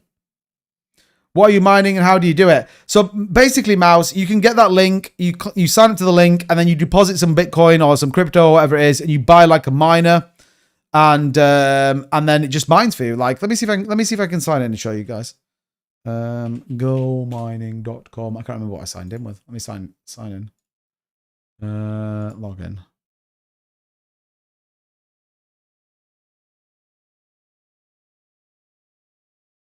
But yeah, similar to kind of as a miner, although you can sell the miners and stuff that you've got. So yeah, so you sign up. So I've got these couple of miners. So I've got like a 15 watt and a 4 terahash miner, and you get this one free, I think it is. And I got this like 4 terahash miner as well. So this kind of gives me this power, this efficiency. So I earn Bitcoin every single day. Now, you know, it's like $80, I think, this miner or something like that. It's not the craziest of numbers, but again, it's a way that I can just generate some passive income. It's like, all right, cool. Like, let's do it. So far so good. So far, so good. Yes, Craig, I am going to do a little video on it just to kind of give people my thoughts and my views. I want to use it first and sort of see what it does. But you can like upgrade these miners. You can kind of build some ROI on the back of it. So yeah, my theory was I was going to use some of my Azza miner profits and then rotate that into Go Mining and see what it's doing. I mean, they've been going a while, like a couple of years, I think. So, but yeah, it's kind of good. It's one of my top 5 charts to trade, Tom. Plus, it does the opposite to BTC or Zebek. Yeah, I mean, Zebek's going wild right now. Look at that breakout. How far is it going to go, though? Is Zebek really going to absolutely skyrocket? Maybe. I mean, looks pretty bullish there on the 5-minute breakout. Just be mindful, like the 21 is... Look, I mean, everything's curling up. Look at this volume coming in, though, right now. Either something just happened or some, you know, this is kind of a deliberate move, but yeah. So is it a physical miner you own, or are you... No, it's basically, it's not a physical miner. You're just mining, like, you're paying for the mining power, but they have a mining farm and all the rest of it. So, yeah, so it's not a physical mine. It's a cheap way of doing it. Like I said, would I go and dump thousands of dollars into it? No, absolutely not. But so far, I've earned Bitcoin every single day. Like, it's not the craziest amount. Like, it's a little bit, but you could earn some. So like I said, I'm earning about $35 a day on as a miner, and then I'm going to rotate some of that as a miner profits into Go Mining and do it that way and see what that looks like. And just, yeah, try and generate some more passive revenue and see what that looks like. But as always with anything, I'll try and be as transparent as I can to sort of keep you guys, you know, up to speed and sort of that stuff. So, yeah, like I said, in my opinion, it's like recycling some of the money that I have rather than invest in some new and keep my trade portfolio open and my spot bags are open and diversifying and all that kind of stuff. So yeah. It's kind of what I'm doing anyway. Behave says, close my short in loss. No more TA now. I'm going to follow when they have decided to make BTC a gamble, tackle, manipulate 24/7 with this nonsense. Super bullish now tonight. Don't be bullish tonight. Just chill out. I don't think it's bullish. Been using Gold Miner for a year. Not a big earner, but nice steady income in BTC. There you go. Lucky says, yeah, I mean, so far, like I said, I like it. I kind of like it. So, like I said, it's not the craziest thing in the world, but it kind of generates a decent little amount. And we'll sort of see. Like I said, I'll keep you guys posted as to what those earnings look like and how it all kind of plays through. So no complaints from me at the minute. No complaints from me at the minute. All right. I'm keeping my short alive. It should survive and play out at least break even. What's that? This is your Tau short, yeah? What's this one here? Paul, this bit here. This red and white. Is it that one you're talking about?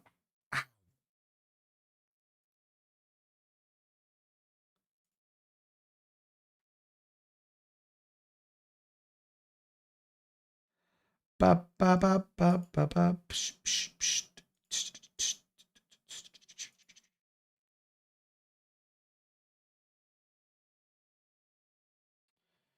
Ba, bum, bum, bum, bum, bum, bum, bum, bum, bum, bum.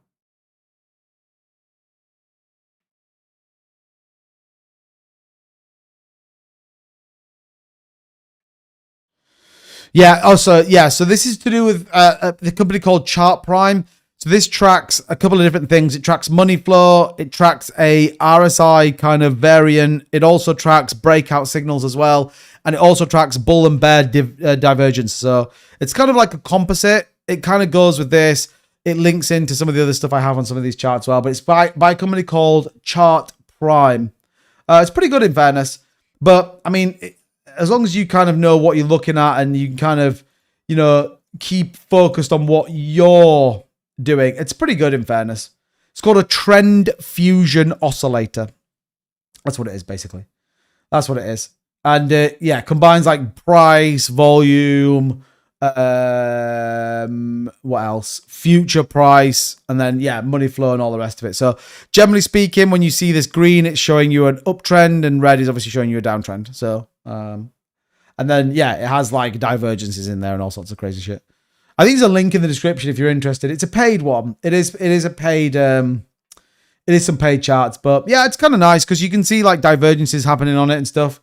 And then you can kind of with a number of different things, you can kind of see it. So like, for example, at the minute, this is still saying, according to this on Tau here on the 15-minute, that this is still giving us a bit of an uptrend.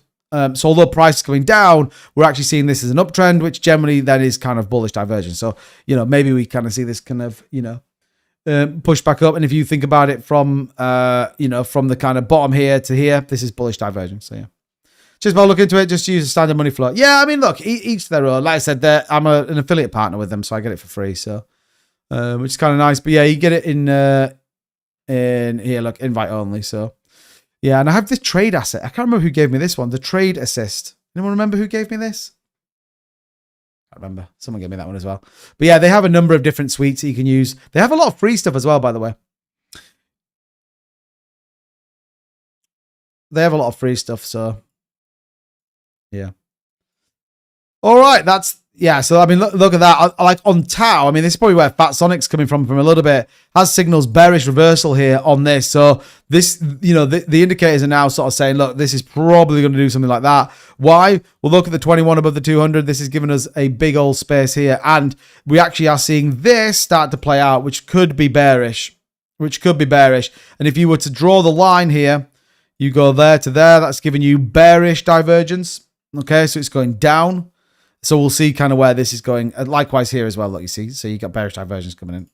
All right. Basically, what you're seeing is price decline. Still buy again tonight, I believe. Well, I mean, he hasn't said he's going to. He hasn't said. Yeah, 100%. So the chart's pretty simple in fairness. Because we have 4 moving averages. I mean, sometimes we even take these moving averages off. I mean, actually, we're probably in a world where we've got a few too many. So, yeah, I mean, we take this is the 100, and you've also got the 50, I think it is, that we have on there. That's about it. And then everything else is what I've drawn on there, really. Stochastic RSI, which I think is kind of interesting, albeit the prime oscillator sort of gives you the same thing than stochastic RSI, if I'm honest. It's sort of telling us the same thing, really. So I probably don't need that in fairness, but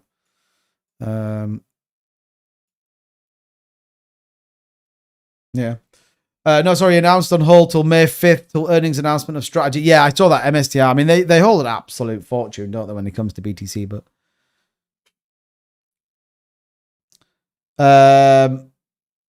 I don't use the MA, I look at liquidity. Fair play to you. His RSI is looking quite overbought as well.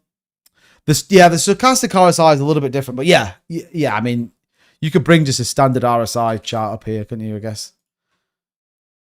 RSI looking way overbought, yeah. If you're honest, here on the 4-hour chart. So yeah, so everything's kind of pointing to, Fat Sonic getting a payday on his short. Check the news. Trump is yapping. Oh, is he really? We looked at this the other day though, and he's just talking nonsense, I think. Let's have a look. Where is he talking? Nothing going on Fox News.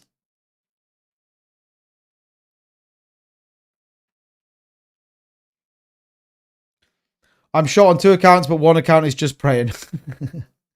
He must have placed orders as markets are pricing up for manipulation. Maybe. Do you know any mining systems like BTC?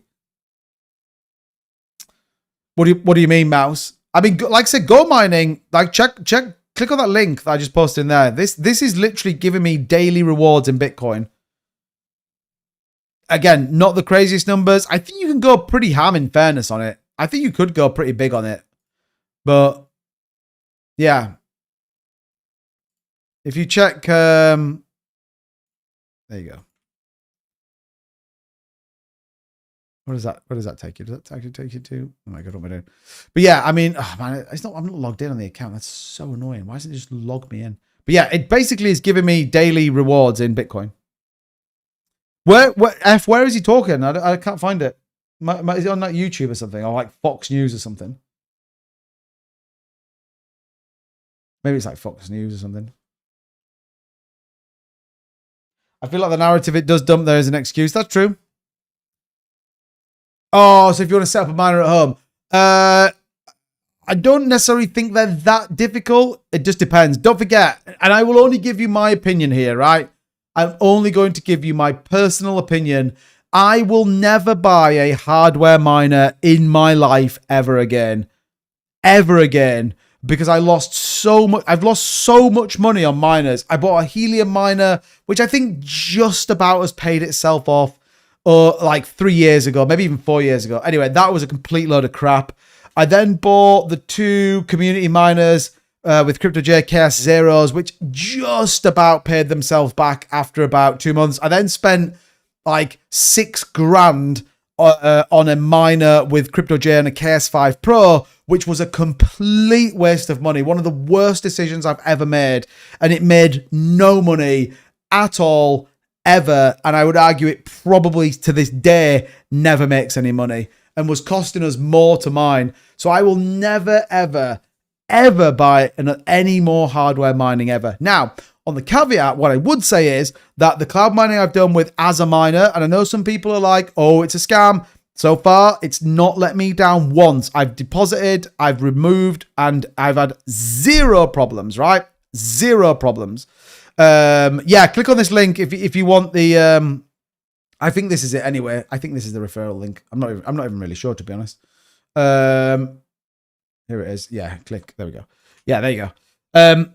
But yeah, and then this one was another one that someone messaged me and they were like, hey, have you like checked? I think Alvin was kind of big on gold mining. He was like, have you checked it? Like, have you had a look? And I was like, all right, I'll have a look. But yeah, so far I'm earning, and they've got a little card as well.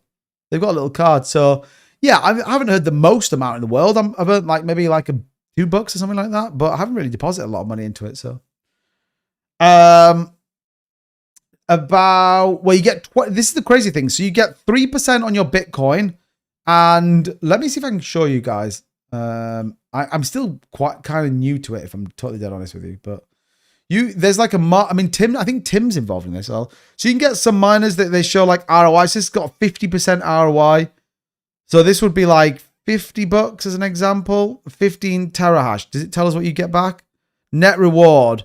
So this would be, I think this is like a day. So yeah, so the pool payout is 163. So your net reward is 93 cents based on a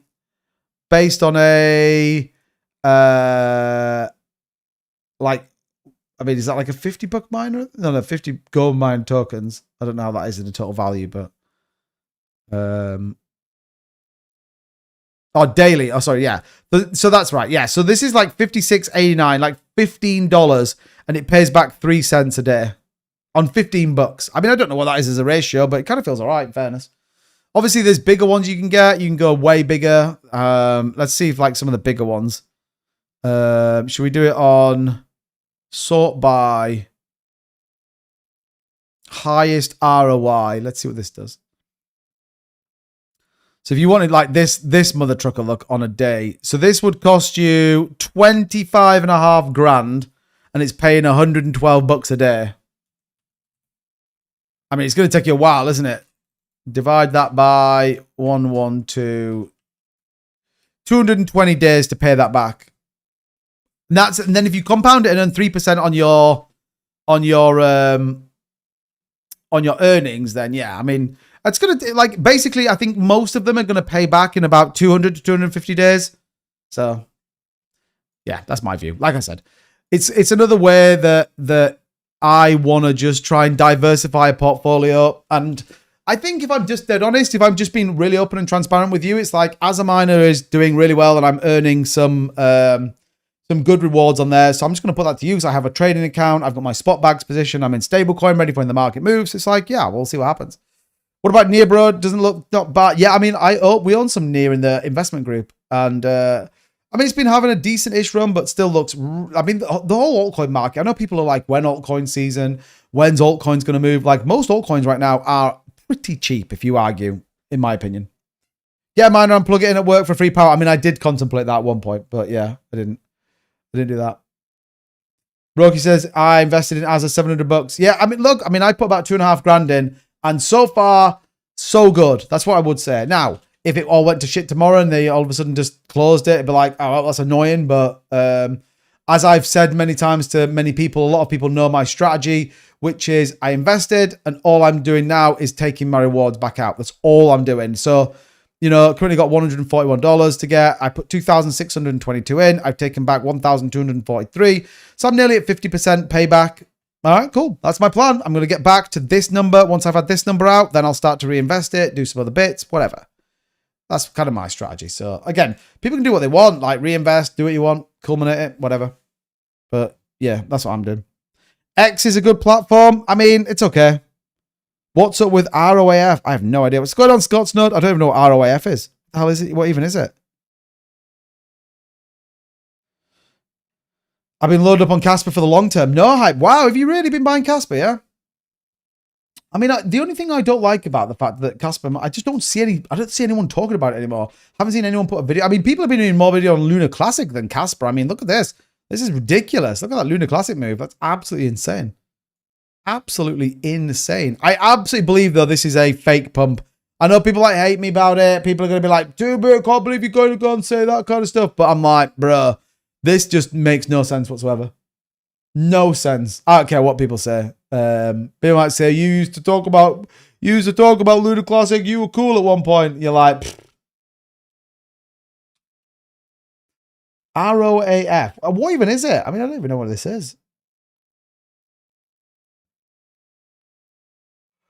I don't even know what it is. I don't even know what I'm looking at, in fairness. ROAF. Because people always follow that hype, which yeah, exactly, no hype. Well, I get that. I get that with Casper. Oh, that's what I was going to look at, actually. I just opened CoinMarketCap. I don't even know what Casper price is. Are you getting stuck in the brain rot videos on X or super biased results? Yeah, I can see that. Casper. Where's it at? Let's have a look.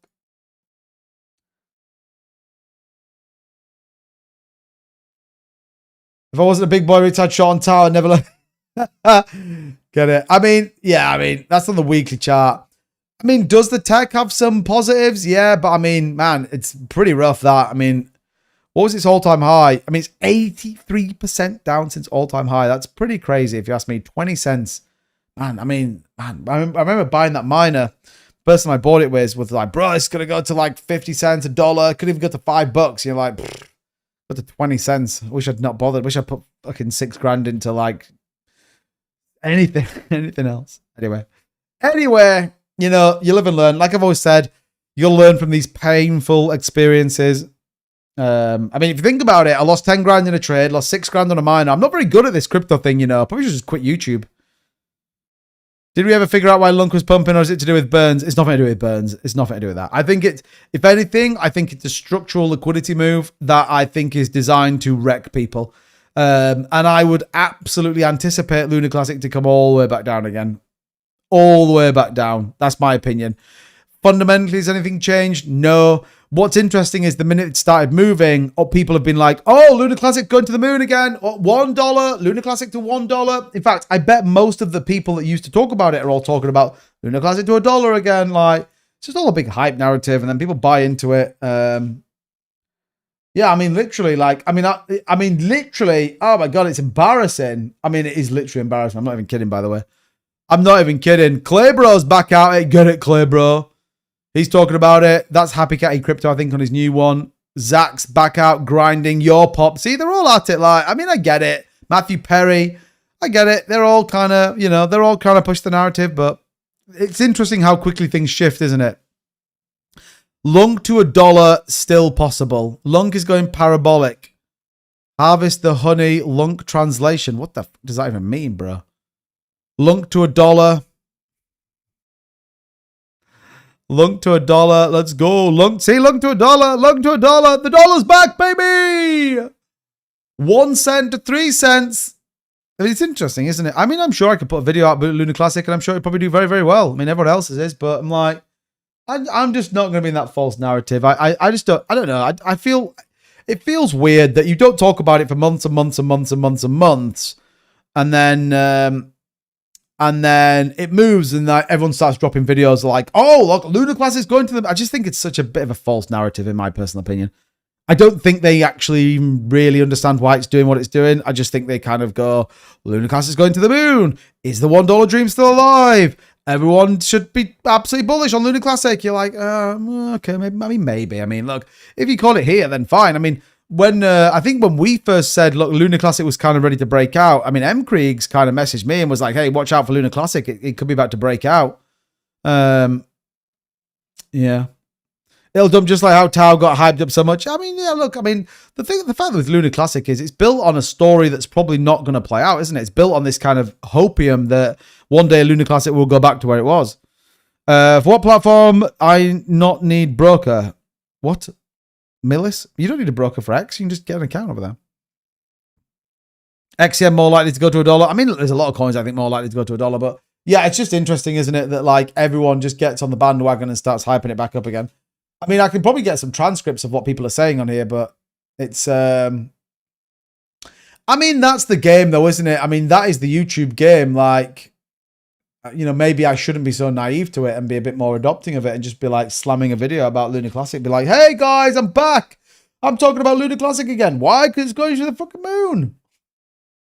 Let's see what Matthew Perry says. I can bring his, I think I can bring the transcript up here so we can kind of, oh yeah, we can. Here we go. Cool. Here we go, cool. So we can kind of just rattle through this and get it. So let's have a look. Burns are a big thing.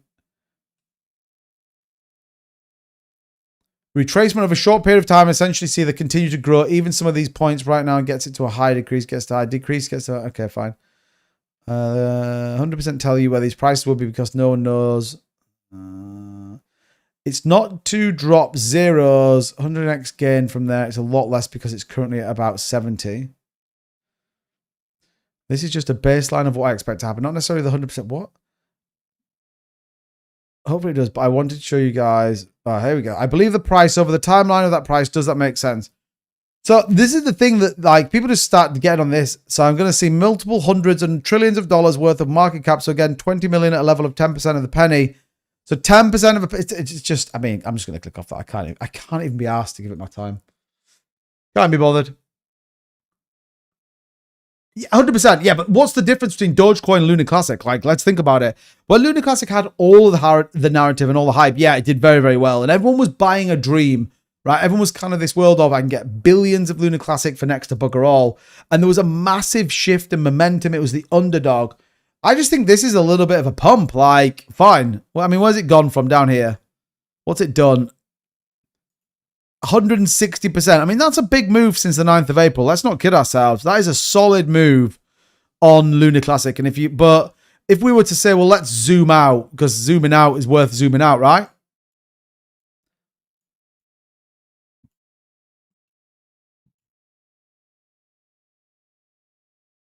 I mean, it doesn't even go back further. I mean, this is on Binance, isn't it? I don't know when we get it, but I mean, we're back to kind of January of 2025. So, yeah, I mean, I don't know. Doge is a weird coin. Yeah, I agree. Luna Classic, can you do your housework and washing up?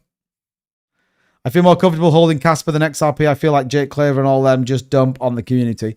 I mean, potentially. I mean, I think Jake Claver's given a bit more hype than he probably deserves, to be honest. I don't know enough about him. I've never really interacted with the bloke. But, yeah. Aero will be good. I have a strong feeling. Yeah, Aerodrome. I stake my Aerodrome finance, getting 12% rewards on it. It's great. It's great. Aerodrome. I like Aerodrome. I've literally staked my Aerodrome for, God, I don't even know how long. I don't even know how many Aerodrome coins I've earned, but definitely a few. I mean, I'm sat there right now with like 50 bucks on there, which is great. It's great, baby. I think it looks squeezy. Hope it dumps. I mean, that's true. What are we on? I mean, we're at 37. 37. We've got like 23 minutes left till market opens. If you haven't already, by the way, hit the like button, hit the subscribe button. Don't sleep on the trade group. Head over to stupidcrypto.com. Sign up there. Definitely worth it, by the way. Curtis, what are you posting in the Discord? And Curtis is crushing it. Zebek Shaw, 185%. You are wild, bro. You are wild. By the way, if you want to know what you get, this is sort of the analysis you can get in there. Looks like more like a rising wedge is forming versus the triangle breakout. Shout out to Jenza, one of our resident TA legends in there. These are the kind of cool ass stuff you get there. Looking at breakouts here. So if you want to get that, by the way, you get that 12 bucks a month. Like, you kidding me right now? TubeCrypto.com. You can head over there. Dead simple. Look, click on join the trading group. It's going to bring you over here, and here it is. Look, $12 a month. Absolutely insane. There's 7 people in there. I think there's about 12 or 13 people in total in there. But I'll tell you this: I made more money since joining that trading group. Obviously, I know it's my trading group, but than doing it by myself. Call the Zebek dump. Is it? How bad's it gone? Oh, it's 9%. I mean, it might give you a little bit more here. Maybe not. I'm going to get a sell limit on the 308 Tau if it gets there. 308 Tau. I mean, Morpho took a dump as well, by the way. I like Morpho. But yeah, Aerodrome Finance, yeah, definitely. I'm all about it. Look, here's mine. Staking it right now for 11.83. Earned myself 93 free Aerodrome coins. Let's go. Let's go. I'm feeling it. And then you just click claim like this. And it's going to bring up a wallet up here. And I'm like, move that. Oh, I'm not signed into it. Bruh, that's annoying. All right, I'll have to sign into a wallet. But yeah, earned myself 93, $42. I don't know if there's like a hit. Can I see like a history on this? Maybe not. Anyway, that's my opinion. Pretty bullish. I just like staking coins and earning coins and making things work. You guys know the rules. I like Bevo here. Do you know what I mean?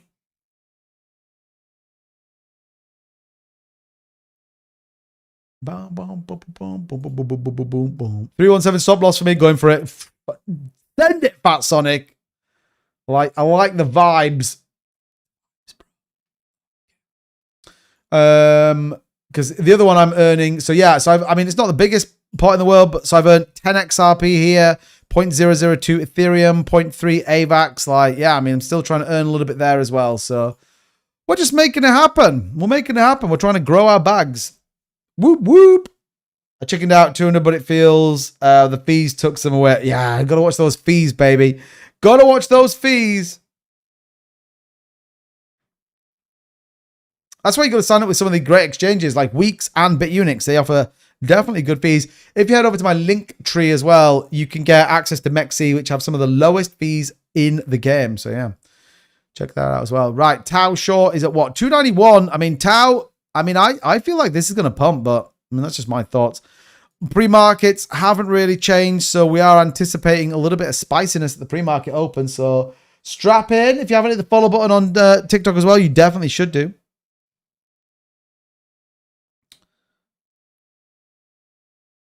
Yeah, that's a nice short, by the way. What, nearly 200%, Curtis? Love it. Love it.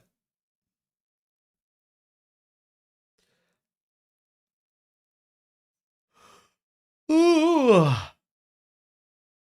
Luna Classic can do your housework and wash it up. Did I say that before? I love that. I love that. Right, we're about 60, 65 people in here. So if you haven't already hit that subscribe button, please hit the subscribe button. Please hit the like button. Share it out as well. Would appreciate that. And like I said, do let everybody know that we are live. Husky's printing. Oh my God, you guys are crushing the Zebek trades. What are you doing? What are you doing? Husky making it happen as well. Look at that. These are all, by the way, in the trade group. They're not messing around in there. Those guys don't mess around. They know exactly what they're doing. Exactly. And by the way, we also have trade bots that you can do. You can get some technical analysis. I think we can actually do TA on, we'll do TA on Zebek. Let's have a look. TA. Z, what would it be? BCN, I think. Is that right? Let's have a look. Let's see what it says. Let's see what the said. Okay, so it's overbought on the RSI. It's overbought on the MF ratio. It's overbought on the CC, which is the, what's CC? I can't remember anyways.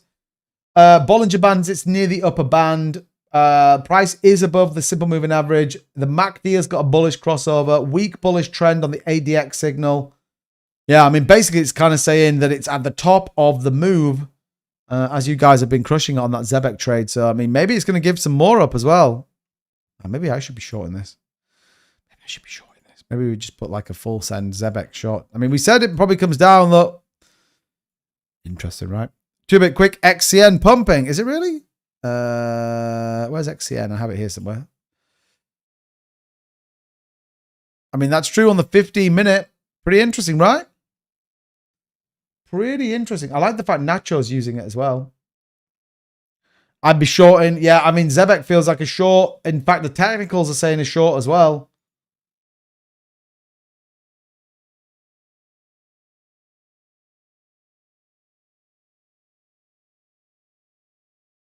By the way, our Discord is free to join. It's only if you want to get access to a little bit more of the, you know, a little bit more of the kind of premium side of things and get, you know, alerted trade signals, all that kind of stuff. So you should check it out, by the way, people. All right, dead simple. Link in the description. It's also in my bio on TikTok as well, so you should sign up for it.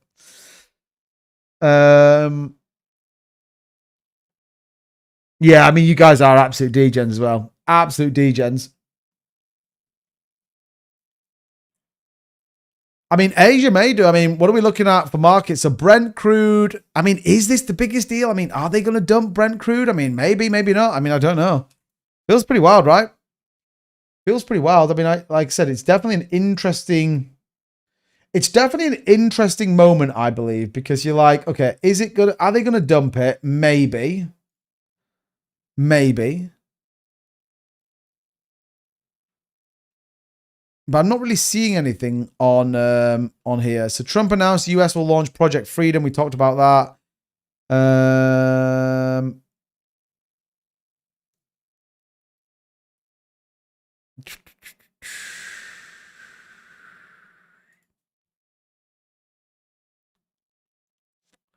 US sent on Sunday amended draft for a pact to end Iran war by Axios. US draft was in response to Iran's latest proposal. Apparently Axios are telling us that it might get a little bit more spicy. So yeah, we got what, 15 minutes until markets open?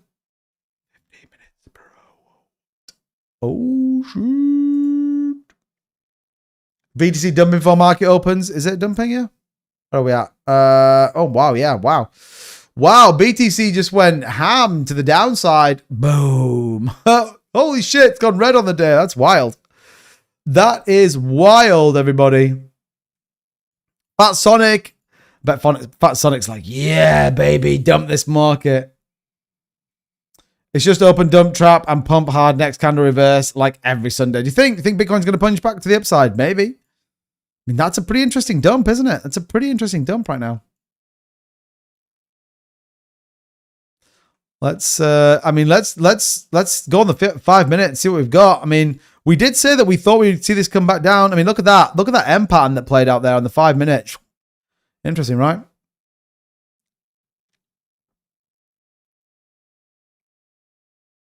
Man, you guys going pump. Behaves on pump. Fat Sonic's praying for a dump. I mean, maybe it pumps back to the upside. Maybe the upside for Bitcoin. Let's get it. Julian Wood, what site are you using? As in, what am I looking at right now? This is TradingView, by the way, if this is what you're interested in. Obviously, it's got my own indicators and stuff on it. But yeah, this is TradingView if you're curious. Daniel says, Lunk, baby, Lunk. Yeah, we were looking at that. Fear and Greed's back at 46. Is it really? Yeah. Wow. Wow. 46 on the Fear and Greed.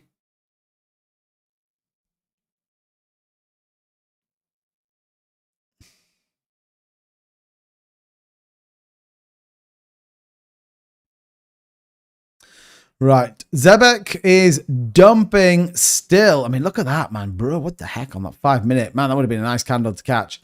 Bitcoin, yeah, Bitcoin feels like it's struggling right now. Maybe they're going to dump this into the market opens. We've got like 13 minutes until market opens. And then we'll see what happens. 100K BTC incoming. Dream Tanks. Dream Tanks going the other way. He thinks Bitcoin's going to bump $22,000. I mean, it depends if you say in the time frame. I mean, I think 100,000 by the end of this year is definitely possible. I'm not in pump, bro. I was just sharing what they are planning to do. Ah, right, okay. I mean, maybe, yeah. Maybe I was just seeing if there's anything coming out, but it doesn't look like it at the minute. It's all a bit quiet on social media. I mean, it's a bank holiday here in the UK, so nothing really happening, but it's all a little bit quiet right now.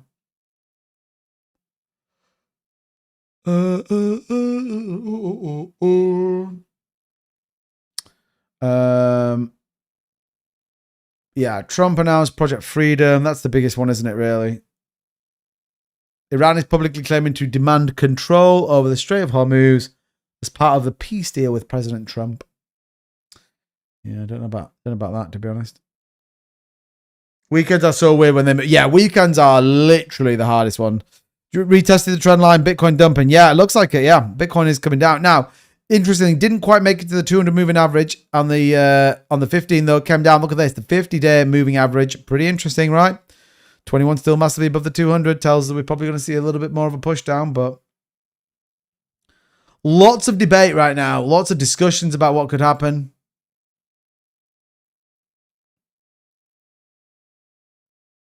All eyes on the markets. All eyes on market open. That's what it's all about.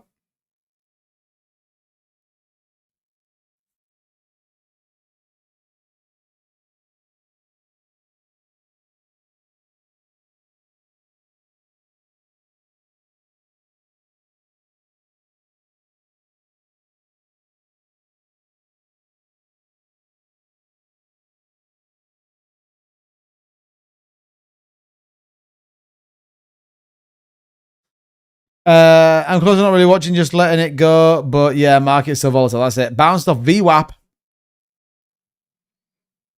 What happened to the Inu coins? Hulk Inu, Woof Inu, Coke Inu? Yeah, all gone to Marpy. All gone to the absolute pit of doom.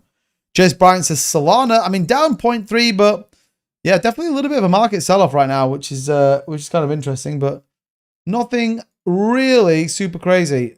Nothing crazy. I mean, my phone seems like it's flickering, but that we've got some news coming through. But yeah, we've got 11 minutes until market opens. We'll watch the markets open, and then I am out of here. So yeah, stick around for that. If you haven't already hit the like and subscribe button, then definitely do so. As always, we appreciate you guys taking a little bit of time out of your day just to hang out with us, talking all things cryptocurrency. So do let us know if you have any questions, any thoughts. Would be great.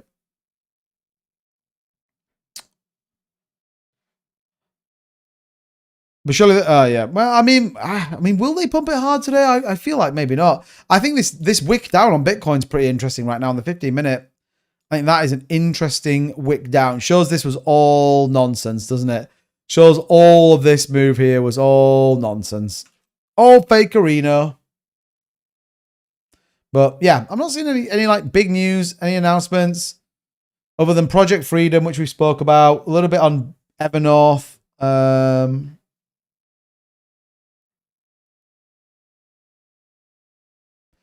That is about that, really. I mean, that's kind of, there's not really anything else that's kind of going on. It's all a bit quiet, really.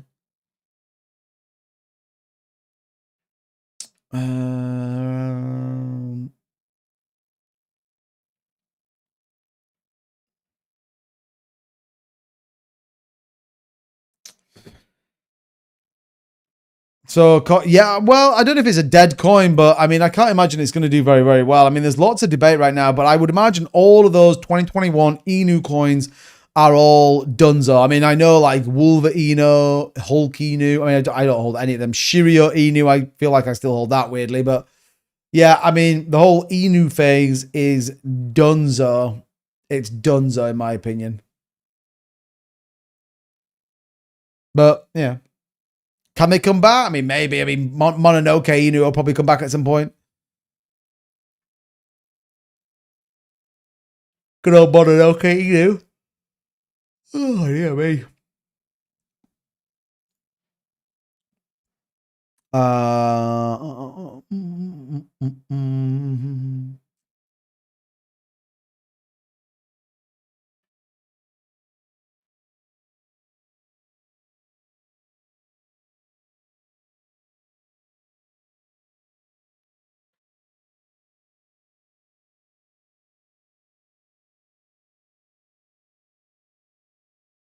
Reversal incoming? Well, maybe. What, as in you think the market's going to push back to the upside?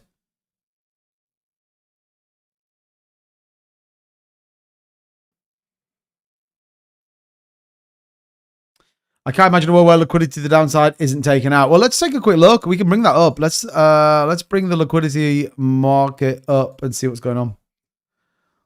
And see what's going on here. And heat map. More down. Fat Sonic thinks down. I mean, I'm probably inclined to agree. Let's go 48 hours here on this liquidity set and see what's going on. Yes, I mean, 78K feels like the target a little bit, doesn't it? I mean, there's not a lot going on here. We kind of feel like we've taken the upper liquidity out. I mean, my opinion, yeah. 28 million there. I mean, the downside is definitely favorable if you're a market maker, in my opinion. Downside is favorable. Whether they decide to take it or not is another debate, but downside is more favorable in terms of liquidity grabs. So, yeah, I mean, my expectation would be they dump it. I mean, let's take a look really quickly at... is it this I want to look at? Let's see where the... Yeah, here we go.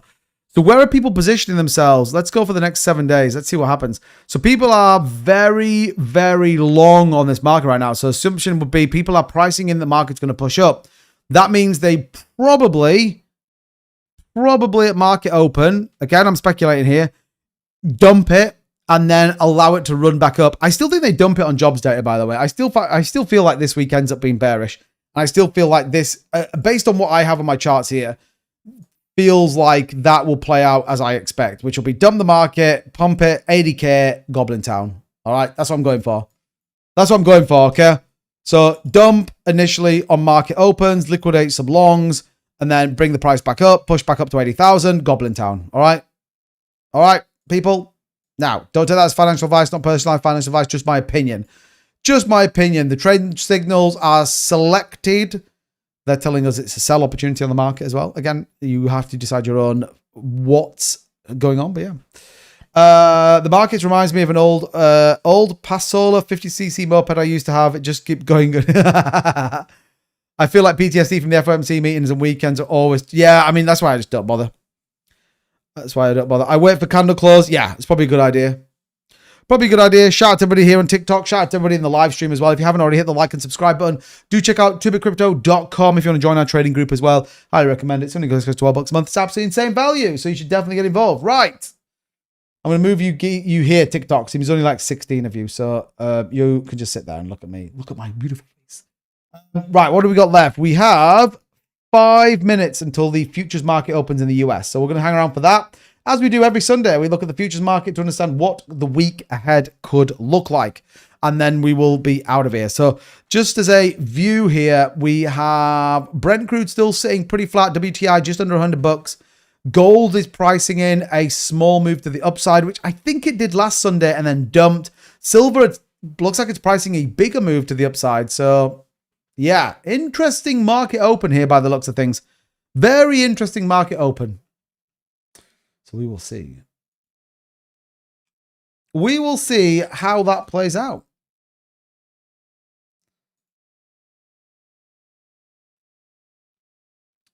Bum, bum. Asia markets open all around as we sleep. So I told you that they were absolutely pumping. Now BTC has gone. Is BTC pumping? I mean, it's up like $150. That's it. It's 0.15. So yeah, I mean, we'll see what happens. I mean, there'll be some pretty strong volatility, I would imagine, at market open. But yeah, what have we got? 4 minutes to go. Futures market still pricing a marginal move to the upside. So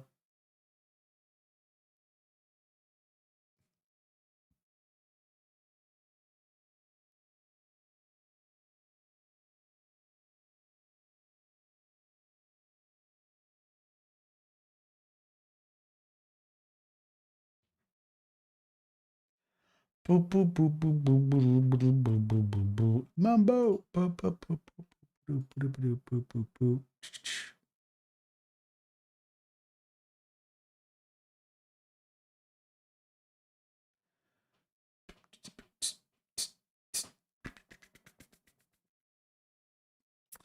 All the money is in the S&P and the metals are now until the great rotation to BTC. I mean, that's it. That's true. Okay, let's stick here with this. We have 3 minutes left on market opens.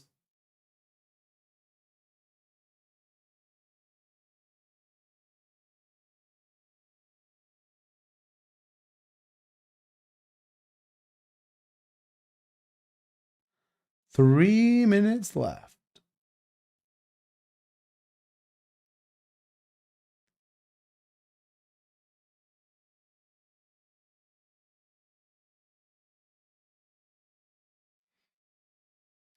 Sorry, guys, missed it. Did we look at XCN? Yeah, we did look at XCN, yeah. Might get round 2 on Zebek. I mean, yeah, it's pushing back up again. Look at that, 10.5%. Looking for that short trade. Might give you it as well. Right, we've got 2 minutes left. Okay, here we go then. Strap in. We're watching what happens with gold. We're looking what happens with silver. And obviously, we want to see exactly what's going to happen with Bitcoin. So, yeah, get ready. Is Lunk still pumping? Not really. It's down about 5%. I mean, it's up a little bit here on the day, but here we go then. Bitcoin is on the move. What have we got? A minute left. Bitcoin's on the move. Do we need to bring up, do we need to do this? Leave Bitcoin on this side, and then here we can bring Brent crude and anything else we need to kind of look at here. Let's do that. So gold. Let's see what happens with gold and Bitcoin there on the left-hand side. So let's see what happens. TikTok, I can put you guys here actually so you can see what's going on. There you go. So Bitcoin on the left, gold on the right. BTC giving us a little bit of a move. I mean, well, not all the time, but certainly there is elements of correlation between the two. But yeah, I mean, Bitcoin 78.8. So my prediction here is that I feel like they dumped this market, but yeah, we'll see. Let's see what happens. Okay, a minute to go, everybody. Get ready on the market opens. Bear in mind, we do watch the market opens every Sunday. So if you haven't already hit the subscribe button, you're missing out. Definitely do that. But, right, here we go then. Boom! Holy shit! Gold opening up 0.5%. BTC on the move. But watch out for the dump, everybody. Watch out for the dump. Gold is dumping. We said gold might dump. I think they dumped Bitcoin as well. But let's see. We're on the 30-minute. Oh, we need to go to the 5-minute here. Let's go to the 5-minute on BTC as well. Oh, yeah, we're on the 5-minute there. Okay, yeah, look at that. Wow, look at that. Holy crap. Yeah, gold dump. What else we got? So silver holding up, BTC rallying, liquidating those late shorts. Gold definitely pushing down though right now. Kind of wild, right? Kind of wild. BTC is wicking 79k. Who said it was going to dump? What the hell? Why is it not dumping? Oh man, I give up. I give up. Gold. I mean, gold looks like it's going to roll over, doesn't it? Silver does. Brent crude. Look at WTI, man. Look at WTI. Holy shit. Look at that gap. Wow. Man, oil down 2.5% on market opens. That is crazy.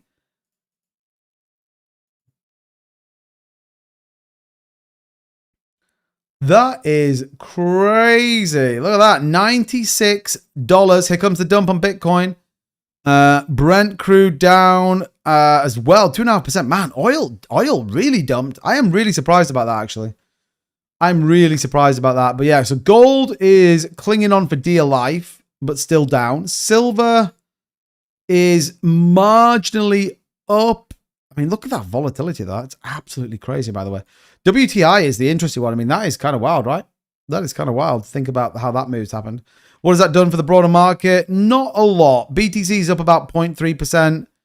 XRP flat. Solana flat. Zebek is going to give you the round two, I think. It's at 10.5%. That's pretty wild, actually. Will there be financial at 5%? Your XMR, Zcash about 5%. But the story here, look, gold market now 0.25. Does feel like it's about to roll over though. 0.23, 0.21. So gold is definitely pushing down here on the 5-minute chart after a pretty big move. Tau is, flat 290, not really doing a lot. And Bitcoin 78,953. So not a lot happening here. Can we refresh this?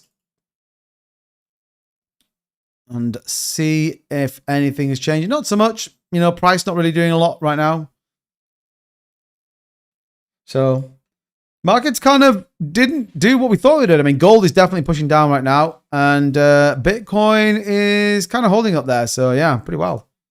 So I told you, Taco, BTC is going in the real bad hands. I got liquidated. Stop the tier, bro. Bitcoin is now officially a gamble casino. I mean, maybe. You just don't trade the like real volatile moments. That's my view. Like don't trade this market open. Like it'd be insane. Go dump gold, pump BTC, beat a max. Yeah, I mean, it kind of looks like that way.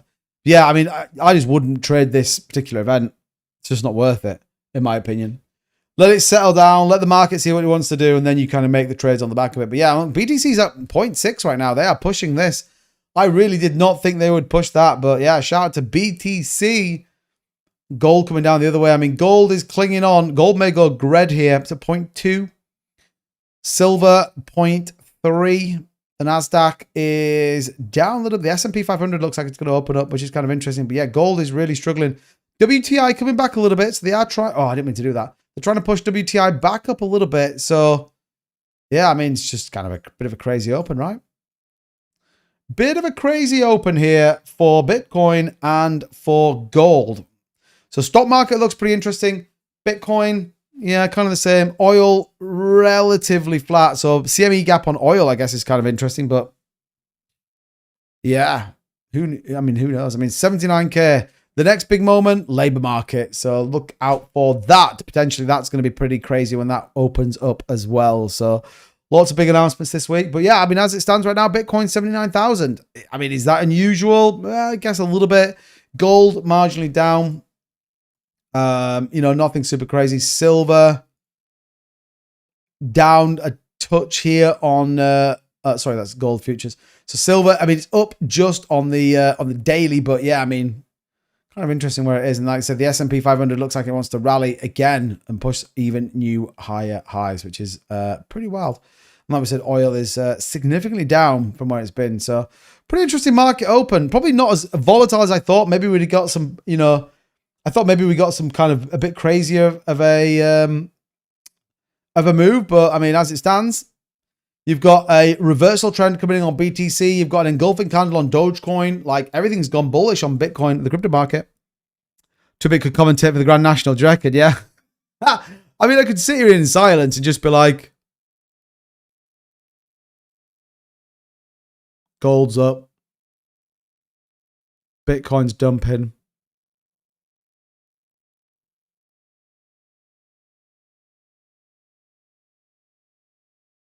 Silver's flat.